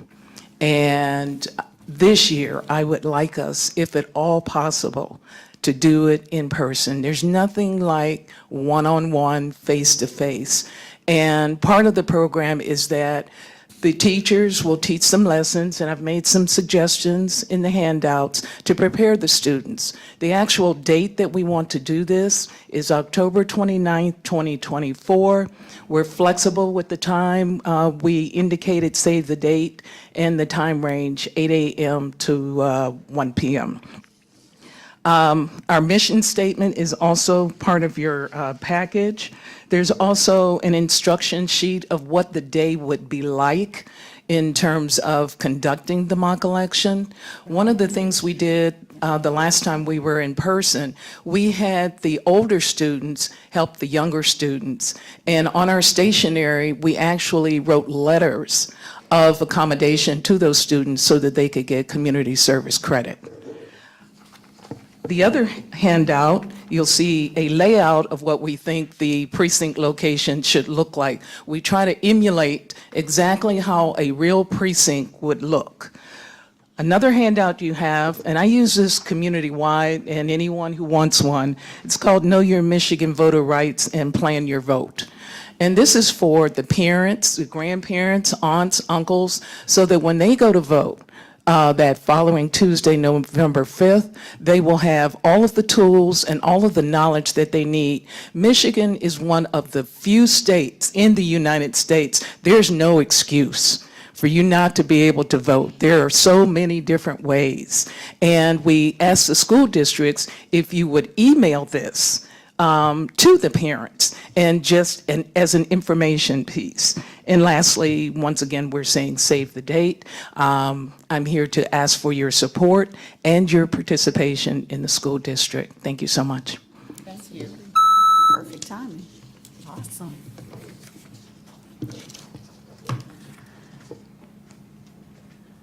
Sean Drone.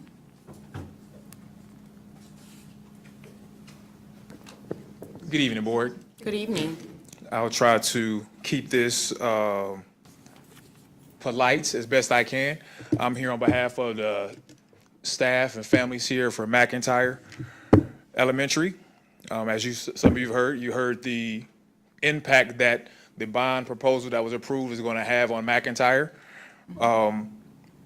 So to hear the results of our support for the bond has placed priority on scheduling 16 weeks of meetings to meet with a new group of architects instead of the families of SPS is, like I said, slightly disheartening. I'm here speaking on behalf of many McIntyre parents who just found out last night that the second grade is being eliminated. So yes, we understand that that was the plan, but that was not communicated to us. When the bond was sold, it was sold with our students were going to be able to graduate from McIntyre, I use that word graduate, K through 5, they're going to be able to graduate from there. McIntyre is like family. It's become family. We do life together.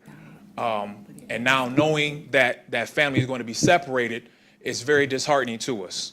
And more so that we have less than 5 weeks for a majority of us to make a decision. And as you know, anybody who is a parent and you enroll your students, registration is now closed. So most parents who just found out last night do not have any options or limited options for K through 5. If you have students that are in K through 4, you know that you do not want them around 6th, 7th, and 8th graders just because those are two totally different groups of development. Regardless of if you keep them separate or not, they're going to be mingling, it's going to be bathroom interaction, things of that nature that parents, fathers like myself, I'm not going to have my daughter in certain type of situations. And the staff who is here is this, you see my face, all the parents and staff know me at McIntyre. They know me, all the students know me, and I love them just the same. I guess a potential solution, I'm gonna use my engineering brain here, would have been those 3 elementary schools. I understand it's about logistics and how many students are there, but with 3 elementaries closing K through 5, an option for us to be able to stay together somehow to utilize that community.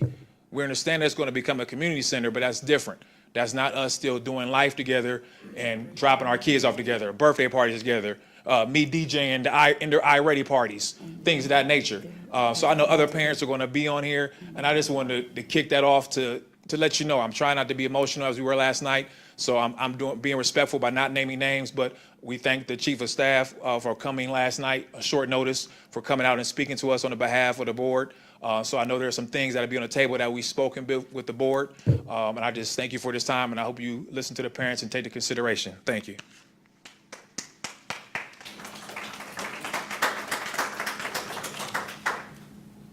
So Board President and trustees, if I may, I know it's not our practice to address individuals directly, but I think that there's some misinformation. The escalation of the bond from 10 years down to 8 did move up many of the projects. The communication piece, we will have continuous communication with our families. If we've fallen short in communicating, we will make sure that we improve in that area. I do know that earlier today from our registration department, several families did reach out, and we were able to accommodate all of them with keeping their families together. So the elementary schools are not closed, and so I did want to address that. If there is a desire to be at one of the other elementary schools, our registration team is working diligently to to make that happen. The intent for the pathway, the educational pathway, is that McIntyre students would feed into Bernie, but as you stated, for those that don't want their child in with a K-8 platform and want them to go to the elementary platforms, we do still have open registration for those families. So whatever we can do to work in partnership with you. But we're also not guaranteed acceptance. I'm sorry, point of order. Give me 1 second. Couple of things on that. So my ask will be of the Office of the Superintendent to schedule something like a pseudo spring open house for McIntyre families who are being phased out with pupil registration and pupil accounting. I don't believe that the board had any knowledge that something was happening last night. I did not. For some of you that know me, my son matriculated through McIntyre. I walked him to school every day. My daughter went to McIntyre until the 2nd grade. So I'm very familiar with that community. My parents live right behind the school, or in front of the school, however you want to look at it. It would be my direction that we do have a meeting to discuss what this looks like, not just for this 2nd grade class, but for everyone else, so everyone has an understanding of what will be happening. And then if we could possibly talk to Almadine to find out about Adler. The other piece to this is, of course, Stevenson is the other elementary school, but it will be closing to move to another building. So I understand your frustration. I think that we need to present some viable options for you all, and we need to have an open forum to speak about it. Again, the board had no idea that you all were meeting last night. I don't know if this was this a PTA meeting? I'm sorry, I'm asking.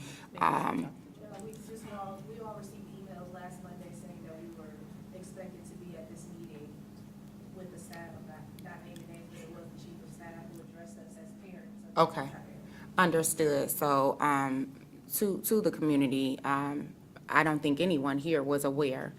So for that, we apologize. And moving forward, the communication regarding your 2nd graders, rising 3rd graders, I'm assuming, will be a little bit better. I can see some faces that I know quite well, and they're people that I personally would never want to let down, and I know what McIntyre is. It's a very special school. So we will work together to get this done. Dr. Green, I'm asking that you contact the people from McIntyre that are here, contact the principal, and see if we can get a meeting scheduled so that we're able to hear their concerns and figure out how to manage this situation. So you will be hearing from us within 24 hours. Received, Board President. The other thing that I wanted to address is the firm that was introduced tonight is that for the high school renovations and the new construction, there's a different architecture firm that's already working in the district that's dealing with the K-8 renovations. So the meetings that are scheduled for the summer are indeed to meet with stakeholders, not to meet just with that central office. So it is to hear the stakeholders' voice in that conversation. Katie Alexander.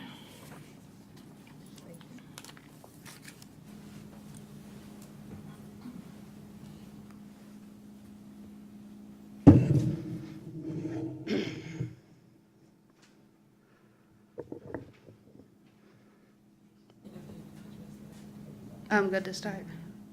When you start talking. Newsweek rates McIntyre as the 2nd best elementary school in Southfield behind MacArthur.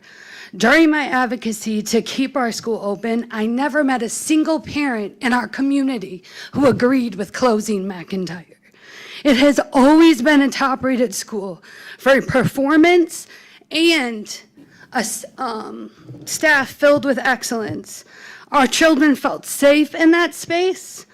When the superintendent came to our school to tell us about the bond, she assured us that they would not close the school until our students were finished. On several occasions, we were told that if we voted yes for this bond, our students that started at McIntyre would finish at McIntyre.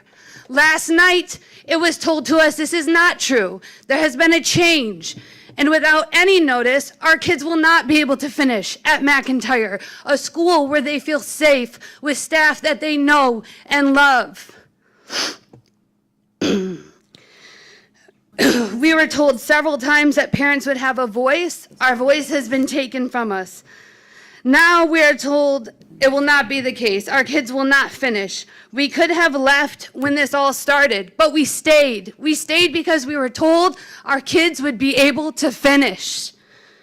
I would like to state that closing McIntyre is not only a mistake, and I disagree with it, but it is also a failure of our administration and the Southfield Public Schools.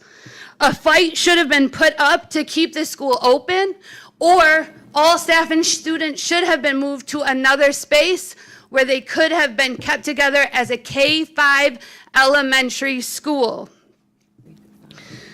The superintendent continues to insult our community's intelligence by creating smoke and mirrors, pretending that parents have input when in fact we do not. I also have a child at the U. I attended the meeting where we were supposed to be able to ask questions for the new dean. We were given 3x5 cards that we could write questions on. However, the superintendent only read the questions that she had prepared and typed. The parent questions were shoved to the back of the stack. I have a photo of it in my phone if you would like to see. Our questions would be addressed at a later time due to time's sake. I feel like that is an insult to the parents and our intelligence. Our voices are constantly hushed when we go on these virtual calls. You can't see the other parents' questions. It only goes to the administrators. Our questions are not answered, and we're not given the opportunity to answer them. Right-sizing McIntyre was forced. It was not a choice.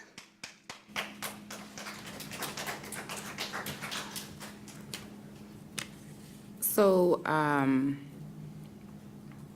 for all of the McIntyre parents, I'm going to allow you to finish. I believe it's Daniel. I don't want to ruin your last name. Weininger. Good evening. My name is Daniel Weininger. Good evening. I have, good evening to, again, Madam Superintendent, Madam President. Oh, I'm sorry, Mr. Weininger. Can you give us your address, please? Sure, 17248 Adrian Road. And I apologize. I get to reading, and That's I okay. always forget it, but Trustee Joyce always I appreciate reminds that, me. and thank you for your attention. I have a son who's at the Bussey Center, and the Bussey Center is a phenomenal place. Many young kids there doing unbelievable things. The only problem is that he and about many other students that are on the special education roles are not receiving speech. And he has not received speech since about the end of September. And this is a violation of the Individuals with Disabilities in Education Act. We have a serious problem here. There are certain parents, from my understanding, that have no idea that their children are actually not receiving any speech whatsoever. And so the point of me coming here is really, number one, does the board and the superintendent know about what's going on here and how extensive the problem is? That's number one. Number two is, what are we going to do about it? We received a letter very late in the year about something called ESY, Extended School Year. It doesn't seem to work for some people like myself, where a child has to go, or a child, let's say, is already pre-registered for a camp for the summertime and will not be able to attend. And the other problem is that it seems to me, from the timing of the program, that there will only be 3 days a week for about a 4-week term. And for a 3-year-old child or a 4-year-old child, you cannot cram 1 year of speech into a 4-week term. And it's also unclear within those 4 weeks and within those 3 days per week how those individual children will be serviced. This is a tremendous problem. It's a lack of communication. It's a violation of the IDEA. And I think the parents, myself and others really deserve to know, what is the district going to do about it? Thank you so much for your time. I appreciate it. Trustees, if you will allow me to address the community for one moment.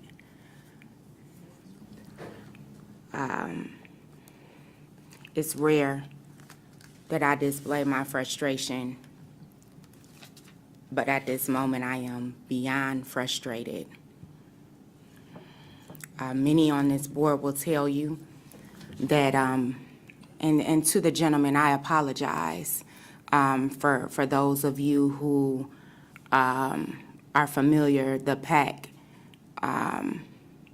over at KLC are part of the people that got me in this seat. And I totally understand what children with special needs require. I know what that looks like when you go home. I know what you expect from this district, and I truly apologize that you aren't getting it. So at this moment, I normally make asks. I'm going to make a directive because at this point I'm tired. Tomorrow, Bussy needs to have a conversation. It's been a problem for a while. Before I even got on this board, it was a problem. It shouldn't continue to be a problem. These are our youngest babies. They deserve better. If there is no expectation, no goal, no directive to be provided to the board by Monday, then my ask is that we hire a third party to come in and go sit at Bussy until we get it right. This is a problem. Your students aren't the only students that I've heard that aren't receiving speech services in this district. I replied to many an email, and on a case-by-case basis, we try to help them, but we shouldn't have to do this on a case-by-case basis. It should be provided to all. The lack of communication, it's not my cup of tea. I don't believe that people should not be heard. For any of you that have written me, many of you have my phone number at this point. We should be responding to you in 24 to 48 hours. Not knowing that your school is being closed is a problem. Us not knowing is a bigger problem, that this meeting took place and none of us were aware. I have an issue with it, so I'm just going to keep it plain. The McIntyre situation needs to be handled tomorrow. We can't fix it by tomorrow. I want everyone to understand that. But the communication regarding the why, what we can possibly do to fix this issue, we're going to have to talk with TJ, of course, because I know the timing is part of your plan, and the architects to see what we can possibly do. But the lack of communication has to stop. I can only speak for myself. I really can't. I can speak for other people. It's embarrassing to sit here and not know what's going on in your own district. So I apologize for that. Dr. Green, we need to get a handle on this immediately because it's a reflection of this building and its leadership. And at the helm, leadership is service. That's it. It's a position of service. You're a servant to others.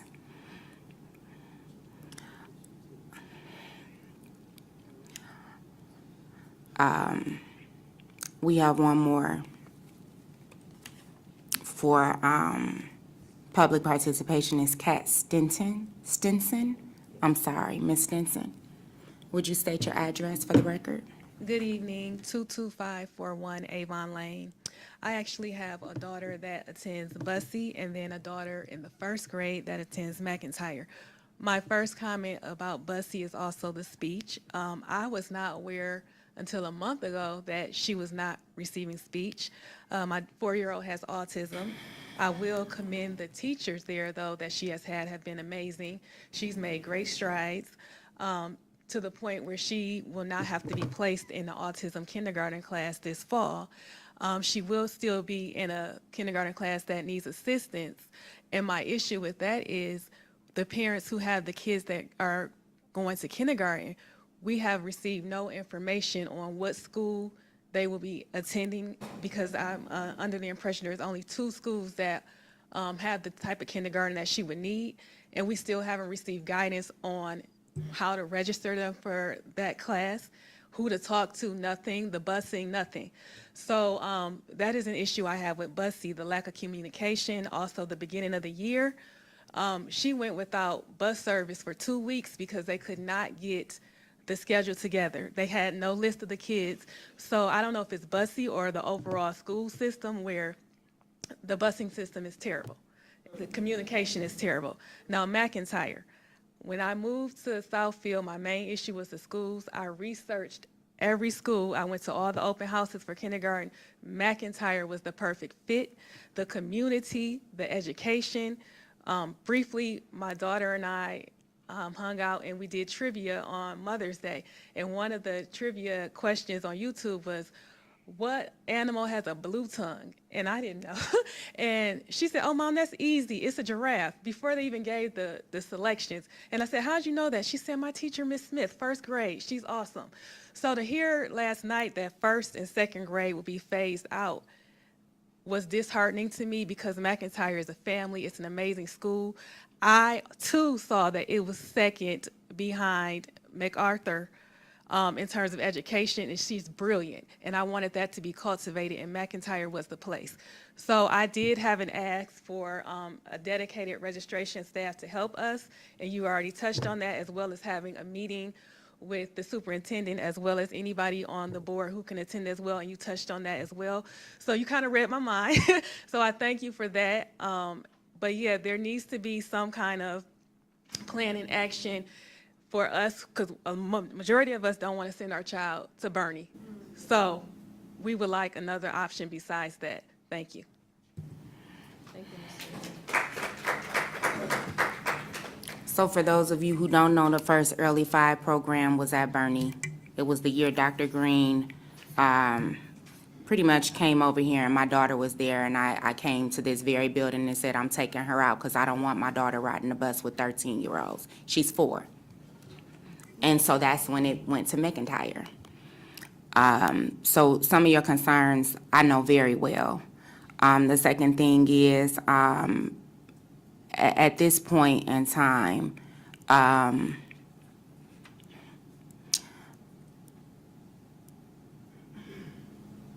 I'm at a loss for words on disappointing the community.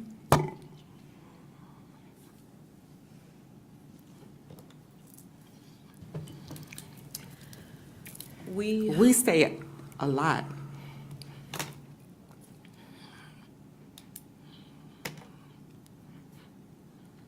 For those of you that don't know, some of us have a full-time job. And there are nights we don't go to sleep at 2 in the morning, so to hear that we don't know certain things puts me at a level. And for those of you who know me, I have a potty mouth and I'm gonna restrain it right now. But the words that I want to use aren't good for this meeting. I'm not happy. I'm disappointed. This is consistent. I'm going to ask that we take a 5-minute recess. If you all would just give us a few moments, please, I would thank you.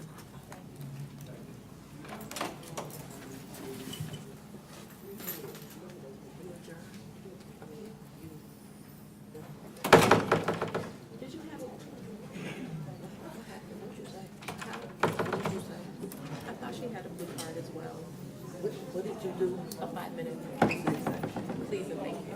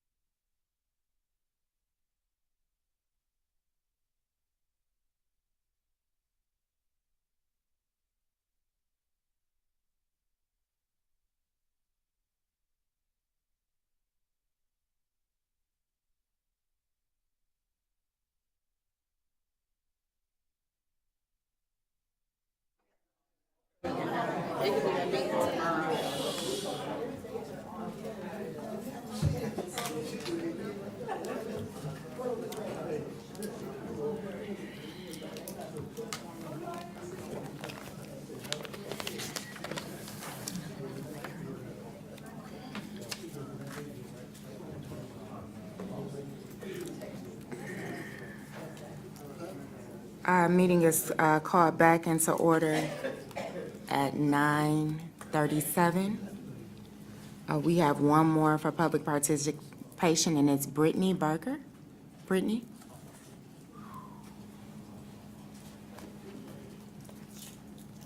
Hello, everyone. My name is Brittany Berger. You need me to state my address? Okay, 23336 Thorncliffe.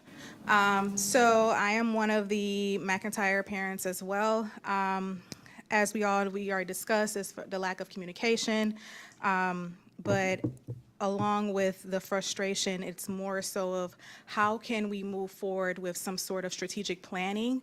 As we saw the footprint and the Gantt chart showing all of the timelines for the renovations for the bond that you all have approved and moving forward, looking at the footprint of both McIntyre and Vandenberg closing down eventually as a whole, is there some way that we can combine schools together, looking at the head count, whether it's 300 kids, 400 kids, looking at, based off of what we were explained last night, the reason why both of the schools are being shut down is because of the geographic location. But looking at Bernie, Thompson, Vandenberg, and McIntyre, they're all within a 4 to 5 mile radius of each other. 6 minutes, 8 minutes apart from each other. So just trying to seek to understand if there's some sort of strategic planning that can happen with schools combining, or I say student population combining, where it can be a K-5 in one building and a complete middle school in another, or could we get another semester and so we can figure out where we can put our children within McIntyre, our first and second graders, because 5 weeks before school is out is not fair for a lot of us, as you are working parents, full-time working parents. It's frustrating. So just trying to figure out how we can solve this as a community together. We respect your decision as to move forward within your plans to make a K-12 school, but just we want to figure out how we can work this out together without just beating the horse down. Like, you hear our frustration. So at this point is we need to figure out some solutions and move forward, whether it's combining our students, the K-5s in one building, giving us another semester. Like I saw that construction specifically for McIntyre doesn't start till Q3 of 2027. I don't know if we need to push dates back or just figuring out like the impact on not only the McIntyre family, but Vandenberg family. It's also going to look at the head count of teacher to student ratios. Contractually, it's 1 to 26. You take these students and put them in, I'll just say McIntyre to Bernie, you're gonna have 1 to 30, 1 to 32. That impacts the education. The experience is gonna be rough. So just trying to figure out how we can have our high scholars, who is the #1 elementary school in Southfield, with data, looking at the data, how we can figure out, make this best experience for not only for our parents, but for our students as well. Thank you.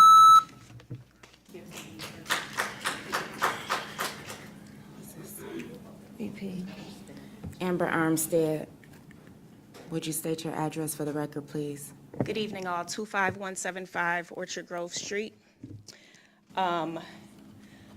Couple of things, and I'll keep my eye on the clock. I, too, am a Southfield Public School. I have parents that are watching this virtually, texting me, and staff members. I, too, am an alumni of Southfield Public Schools. I've been a homeowner and a taxpayer, in the district for 15 years. But I've lived here for 39 years. I graduated here. My late husband graduated here. My son is a student here. This is more than something that does not matter. And I can appreciate hearing the emotion in your voice, as I'm sure you hear it in mine, because I am telling you to your face, you have parents and staff members feeling like they do not matter, which is now affecting our children. So if you care the way you say you care, why would you want your children to feel like they do not matter or they are an afterthought. With that in mind, excuse me, I'm trying to, thank you. I had my son started having a speech delay right before his second birthday, about 6 weeks after my, thank you, late husband died from cancer. So I immediately got him tested and he started getting serviced. Since being serviced with Southfield Public Schools, with some of the amazing teachers, the speech pathologist, and his teachers and the staff at McIntyre, my son, who was speaking 20 words, will now talk your ear off any chance he gets. His teacher was actually texting me. He is doing phenomenally in school. He has grown. And this is the type of program that you are looking to shut down. We are a group of parents that you are telling us that our voices, that you asked for us to stand behind you 2 years ago when you laid out a plan and said, your students will finish here. We will phase this out. And now you're telling us that that's not happening. In my mind, I envisioned phasing out McIntyre and Vandenberg and them eventually being combined into one building. I can understand that from a cost standpoint, that you can keep these two buildings open with only a certain number of classrooms. But to tell us now that on the 13th day of May, to alert us 1 month before school closes for the school year, that we're going to be sent somewhere that we had no idea we would be sent to right now, please understand that you have given us all the impression that not only do we not matter, but that our children do not really matter to you all as well. Thank you for the time.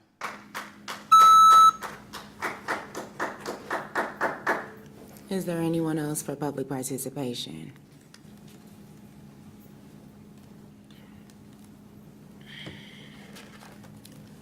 So as far as what I just stated, the expectation is that tomorrow something be on the books for McIntyre. As far as I'm concerned, someone in central office needs to be in Bussy first thing in the morning. I'm over it. I'm over it. And the last time I said the word mediocre up here, I got in trouble. But I speak facts. This is what you get. This is what you expect from something mediocre. I'm a product of Southfield Public Schools. Nothing about me is mediocre.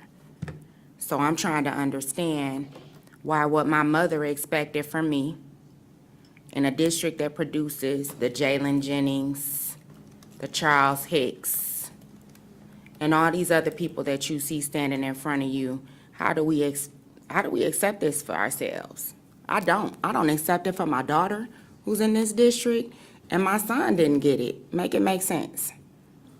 There needs to be a plan. I'm gonna ask to see it to those McIntyre families, and just not the ones that are here. I'm talking about the school as a whole. You can't just give information to some. You have to give everybody the opportunity to hear the same thing. Because what ends up happening is the narrative gets misconstrued. People start to believe, stop believing the truth when the lie is more entertaining. And the biggest thing about it is that everybody gets the same information. Information is knowledge. Knowledge is power. So I have to question why people aren't getting the knowledge and the information. Hopefully it's not by design. Board President. Yes, sir. I just want to say that I've been on the board for 10 years, and I've been a part of Bussy for 10 years. And I totally agree with you. We need to send someone over there to straighten that out, because I have gone to many, many professional development conferences with Head Start. Very, very complicated because it's federal government. Everybody's learning curve is different when it comes down to the federal government, because they got a lot of rules and regulations. But going to a lot of the conferences and talking to a lot of the programs all across the United States and seeing how they operate, I know for a fact that we need to send somebody to Bussy, and straighten Bussy out. I know that. And I know a lot of people can attest and agree with me that it needs to stop. But the other thing too that I'm gonna tell you, that I am so very, very mad at, and very seldom do I show my anger. Seriously, I am a bishop and a pastor. And I don't show my anger, but I know, and I'm telling you, that communication is very, very important. I've been preaching communication for about 10 years, been on this board. Communication is very, very important that we communicate. We are an 8-man team right here. I got to say it. We are an 8-man team. There's 7 board members and a superintendent, and there's nowhere in the world that anything should happen and we don't know nothing about it. There's just no way. When I heard that that's not my first time hearing it, I got very, very, I'm like, oh Lord, they probably see my ears turning purple and my nose turning red. But I'm trying to contain myself so no one will see my anger. But I'm angered and I'm very bothered. It's got to stop. We got to come together as a team right here. So, That's all I got to say. So let me just say this, I'm not about that talk, I'm about the action. So moving forward, we'll have the action, because I can't talk about it anymore, I can't. We have multiple things still on this list that have to get approved this evening. What I can tell the people from McIntyre is that something will happen. You have my word. We will discuss this with you. I do keep my word. We'll call this meeting. Many of us will be there. Hopefully, we can come to some resolve, right? I would ask for the team to meet with TJ's team to find out what the timing looks like, and TJ is a consummate professional. So she's heard everything, she's heard the concerns, we know the timing, we know the blueprint. I agree with the young lady that says there needs to be a strategic plan. That's my whole life is process. So I'm very concerned about how we are delineating tasks and making sure that things are getting out. So we'll move on that. I'm not gonna talk about it anymore, we're just gonna make sure something happens, okay? Again, I apologize, I know how emotional it is to feel like you're losing your community, right?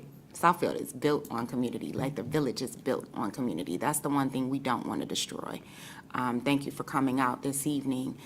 We'll try to rectify the issue. I know we have the consent agenda. Trustees, we have the consent agenda for the approval of minutes for March 12th, March 19th, April 2nd, April 10th, April 22nd, and April 23rd. Is there a motion on the floor to open and approve? It's been properly moved and supported. Is there any conversation regarding the consent agenda? Hearing none. Vice President, please call for the vote. Myself, yes. Trustee Belt? Yes. Trustee Holloway? Yes. Trustee Bland? Yes. Trustee Joyce? Yes. Unanimous. Motion carried, thank you. Next, we have the Personnel Action Report. So let me just say this, based on what I heard tonight, the Personnel Action Report should look a little different next month.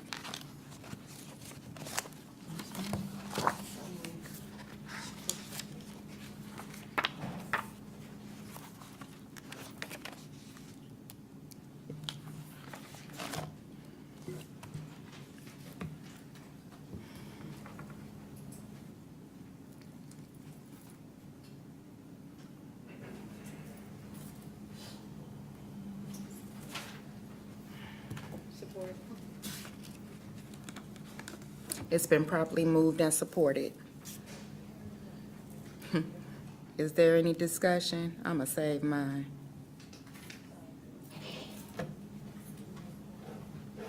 Hearing none.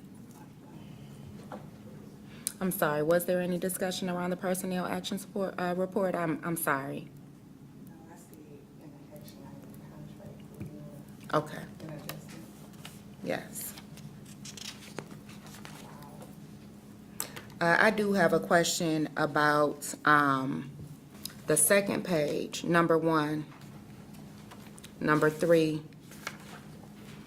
We have things on this, this docket that have been sitting out here since November 14th of 2023. As you've heard, this is an issue. My ask is that the board be provided with any potential to fill these positions and what we are going to do to ensure that this position or these positions are filled as soon as possible. It's clear to me that we cannot go on with this keep showing up on our docket for the last 6 months. VP, if I may. Yes, ma'am. We have come to an agreement with the SEA, which is the teachers union, for a memorandum of understanding, and we have now contracted with an outside agency to provide those services for our students. When will those services begin? They will begin in the fall of the next school year. So how do we compensate for what has gone on thus far? All of the students having missed hours of support will receive additional support through the extended school year and through compensatory services as outlined by the law. My ask is for all of those students and all of those parents who are to receive additional support for those compensatory services that have not been received, receive something in writing no later than Thursday, explaining how that will be resolved, what they can expect, who to contact, and if they need any help, how they go about that. I also would like to hear from this office how we're checking in with those families to ensure that they are getting what they deserve. And that should happen on a weekly basis until we have confirmed that we have a process that is tried and true. We should still be looking for a permanent solution to 1 and 3.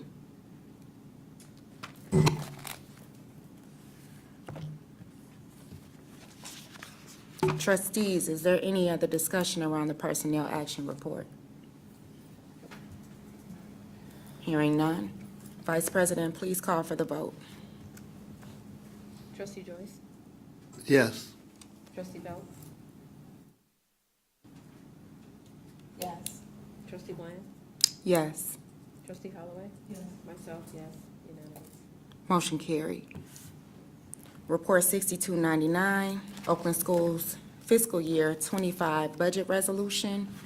I know this is a very long resolution that we normally are provided with. It was in your packet via email. For all of those who do not know, Oakland Schools provides us with a budget resolution for the services they provide this district. Many of those are technological. I could go on and on. Dr. Green, if you want to expound on what Oakland Schools provides to the community so they understand why it's important that we approve this resolution. Thank you, Board President. The Oakland Schools is the intermediate school district for all of the school districts in Oakland County. There are 28 school districts in Oakland County. The services that we receive include, but are not limited to, our OTEC centers, where our students have opportunities to go and receive career and technical training. They also provide supports for instructional as well as social emotional supports. They provide advice and counsel in all areas relative to education. And we also have center-based programs whereby a single school district does not bear the cost for a particular program, but that falls under the county level programming. Trustees, this is Report 6299. Is there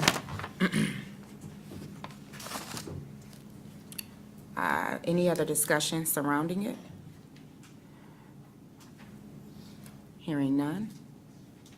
Vice President, please call for the vote. Trustee Bland? Yes. Trustee Holloway? Yes. Trustee Belt? Yes. Trustee Joyce? Yes. Myself, yes, unanimous. Motion carried. Thank you. We have, is there something that I do need to sign for a budget resolution? Do you need the board secretary to do it also? Or is it just me? I believe both signatures are required. Okay, when trustee Smith Thomas is feeling better, let's get something in her email asking when, she's able to come and sign, and I'll sign it at that time. Thank you.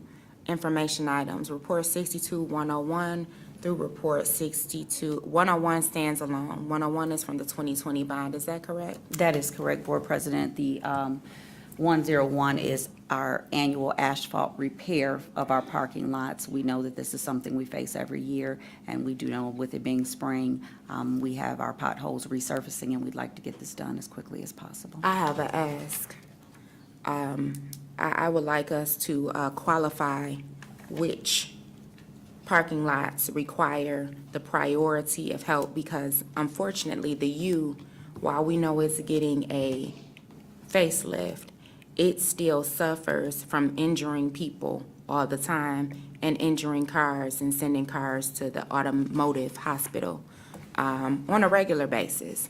So my question is there any way for us to divert some money into the U, enough to make sure that, I know we keep doing this, but unfortunately, we're gonna have to keep doing it until we can repave. It's ridiculous. People are having to literally replace rims on a regular basis. That don't make no sense.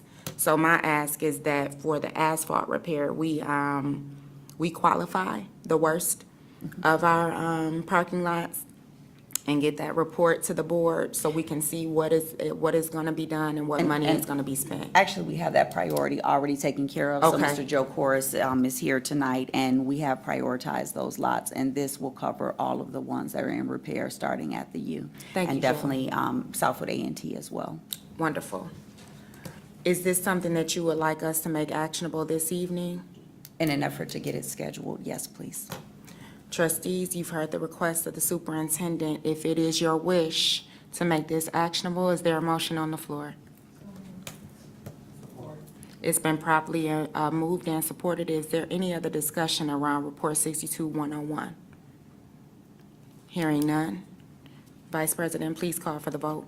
Myself, yes. Trustee Joyce? Yes. Trustee Holloway? Yes. Trustee Bland? Yes. Trustee Belk? Yes. Unanimous. Motion carried. Report 62-102, does that stand alone, or is that with this That's current with bond? this current bond. And that goes all the way through 62-108? That is correct. I'm assuming TJ is coming to the mic? That is correct, along with Wes for 2 portions of that Oh, presentation. perfect. Yeah, I see Dan. Oh, Dan is there as well. I don't bite. Hey, Dan. Good evening.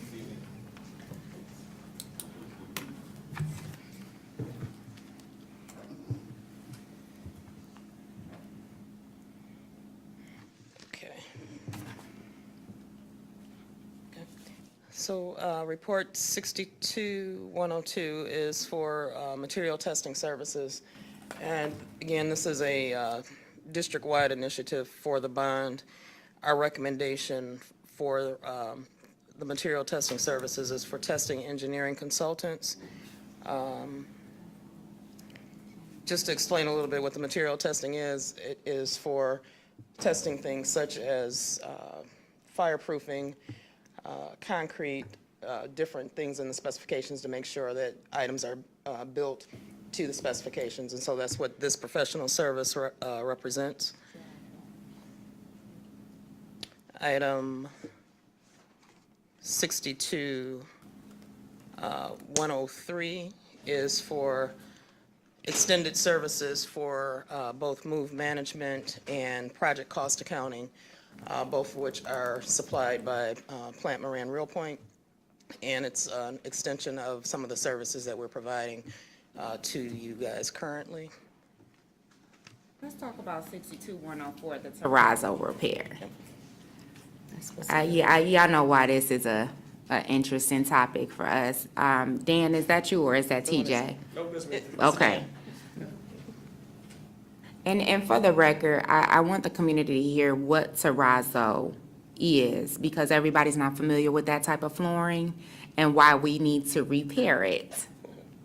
Well, ideally, terrazzo is basically your floor in all of your corridors and hallways. It's made up of a particular type of concrete mixed with marble. It has different type of material mixes. This terrazzo has been in each of these buildings since the start of these institutions. And over the years, they have had not the proper refinishing and upgrade and maintenance as needed. And based on our renovation specifically for Adler Elementary and what we're currently doing, it was identified that it needed some love and attention. So that's what this proposal is for. Thank you. And once we get that love and attention, Dr. Green and Joe, our janitorial and custodial services will need to understand how to take care of it. We do know our buildings look the way they do because we have deferred a lot of preventative maintenance. It's just the bottom line. So, trustees, as we move forward, because I'm sure that we're going to be asked to make some of these actionable, I would also like to ensure that we make sure that whoever is cleaning our buildings and cleaning our floors understands what it takes to keep our terrazzo looking good. Just one thing I'd like to add to Yes, that, if I ma'am. may. As part of your services that you will receive, there is owner training, and part of that owner training is to talk specifically about that, how things are maintained, what preventative maintenance schedules look like, et cetera. So the terrazzo in particular is one that we have asked that there be some training so that people understand going forward. The terrazzo really is the top of the line flooring material that you can have, which is why it's lasted for 60+ years. So just wanted to add that to it. Thank you. And Board President, this bid pack 15, which is this terrazzo repair, is specific to that of Adler, so you will see terrazzo repair come before you in the future as well. Understood. Wes, your geotech? No, that's still Oh, TJ. That's TJ, okay. All right. Geotech, that one, our recommendation is for G2 Consulting Group, and what we cover with the geotech would be soil borings, property surveys, things of that nature. Okay. For all of the projects that are ongoing. Got it. I saw tech and just made an assumption. I'm sorry, Wes. 62106, Adler Classroom Tech. That is me. That's Wes. I got it. So this is just some devices that are going to go in each classroom to allow the interactive flat panels or the smart boards and the teacher laptops to be able to connect and display correctly and easily. Okay. And the Epic system, it's Wes I as have well. 107 as well. You do. So as we're going through renovations, we are looking at a new district-wide solution for access control. We've got a committee together that is looking at some different options. That being said, the immediate need of Adler, we're adding some access control or fob readers at different points of the building. So this proposal is just to do that work over the summer and ready for the fall. Dr. Green, are any of these time sensitive? Yes. Oh, thank you, Dr. Green. All of them are time sensitive. Yep, and based on then supply the chain last issues. one is just the Epic PA system that we've put in several buildings thus far. We're making our way throughout the district. This would be to install that same system at Adler. Speaking of PAs, is there, I'm gonna go off cuff for a second, is there any plan to get MacArthur's PA system? Specifically that of the gym? Yes. That we just, yes. So Okay. when we learned about the other gym, we had that corrected Yeah. overnight. We didn't know about the elementary gym, so that will Okay. be addressed. Okay, thank you. Yep. So Dr. Green, are you asking that all of these be made actionable this evening? If it is the pleasure of the board. And for clarity, VP is, and for clarity, that's 62, report 62, 102 through 107? That is correct. Through 108. Through 108. 108, yes. Okay. Trustees, you've heard the request of the superintendent. If it is the wish of the board to make this actionable, is there a motion on the floor? So Support. It's been properly moved and supported. Are there any questions for the guests? Hearing none, Vice President, please call for the vote.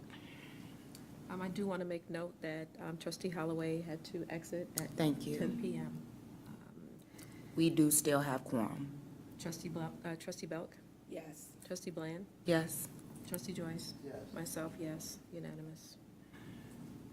Motion carried. Thank you. Thank you. Report 62-109 through 62-113. I'm assuming we don't need Summer to come back for No, these. She all of already- those address that of the instructional presentation that you heard earlier this evening. Trustees, it was the request of the superintendent and the curriculum department that we make these items actionable. If it is the wish of the board, is there a motion on the floor? So moved. Support. It's been properly moved and supported. Vice President, please call for the vote. Trustee Belk? Yes. Trustee Bland? Yes. Trustee Joyce? Yes. Myself, yes, unanimous. Motion carried. We already did report 62-114. Trustee Belt, financial report, monthly bill disbursement. I think I'm going to table it to our next meeting, if that's okay. Would you like to report out at the study session? Yes, I'll report out at our study session. Understood. For the good of the order. Trustees, does anyone have anything for the good of the order?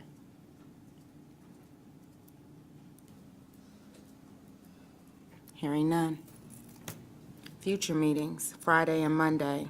We are on Memorial Day recess, May 24th through the 27th. Tuesday, May 28th, there is a special board meeting study session.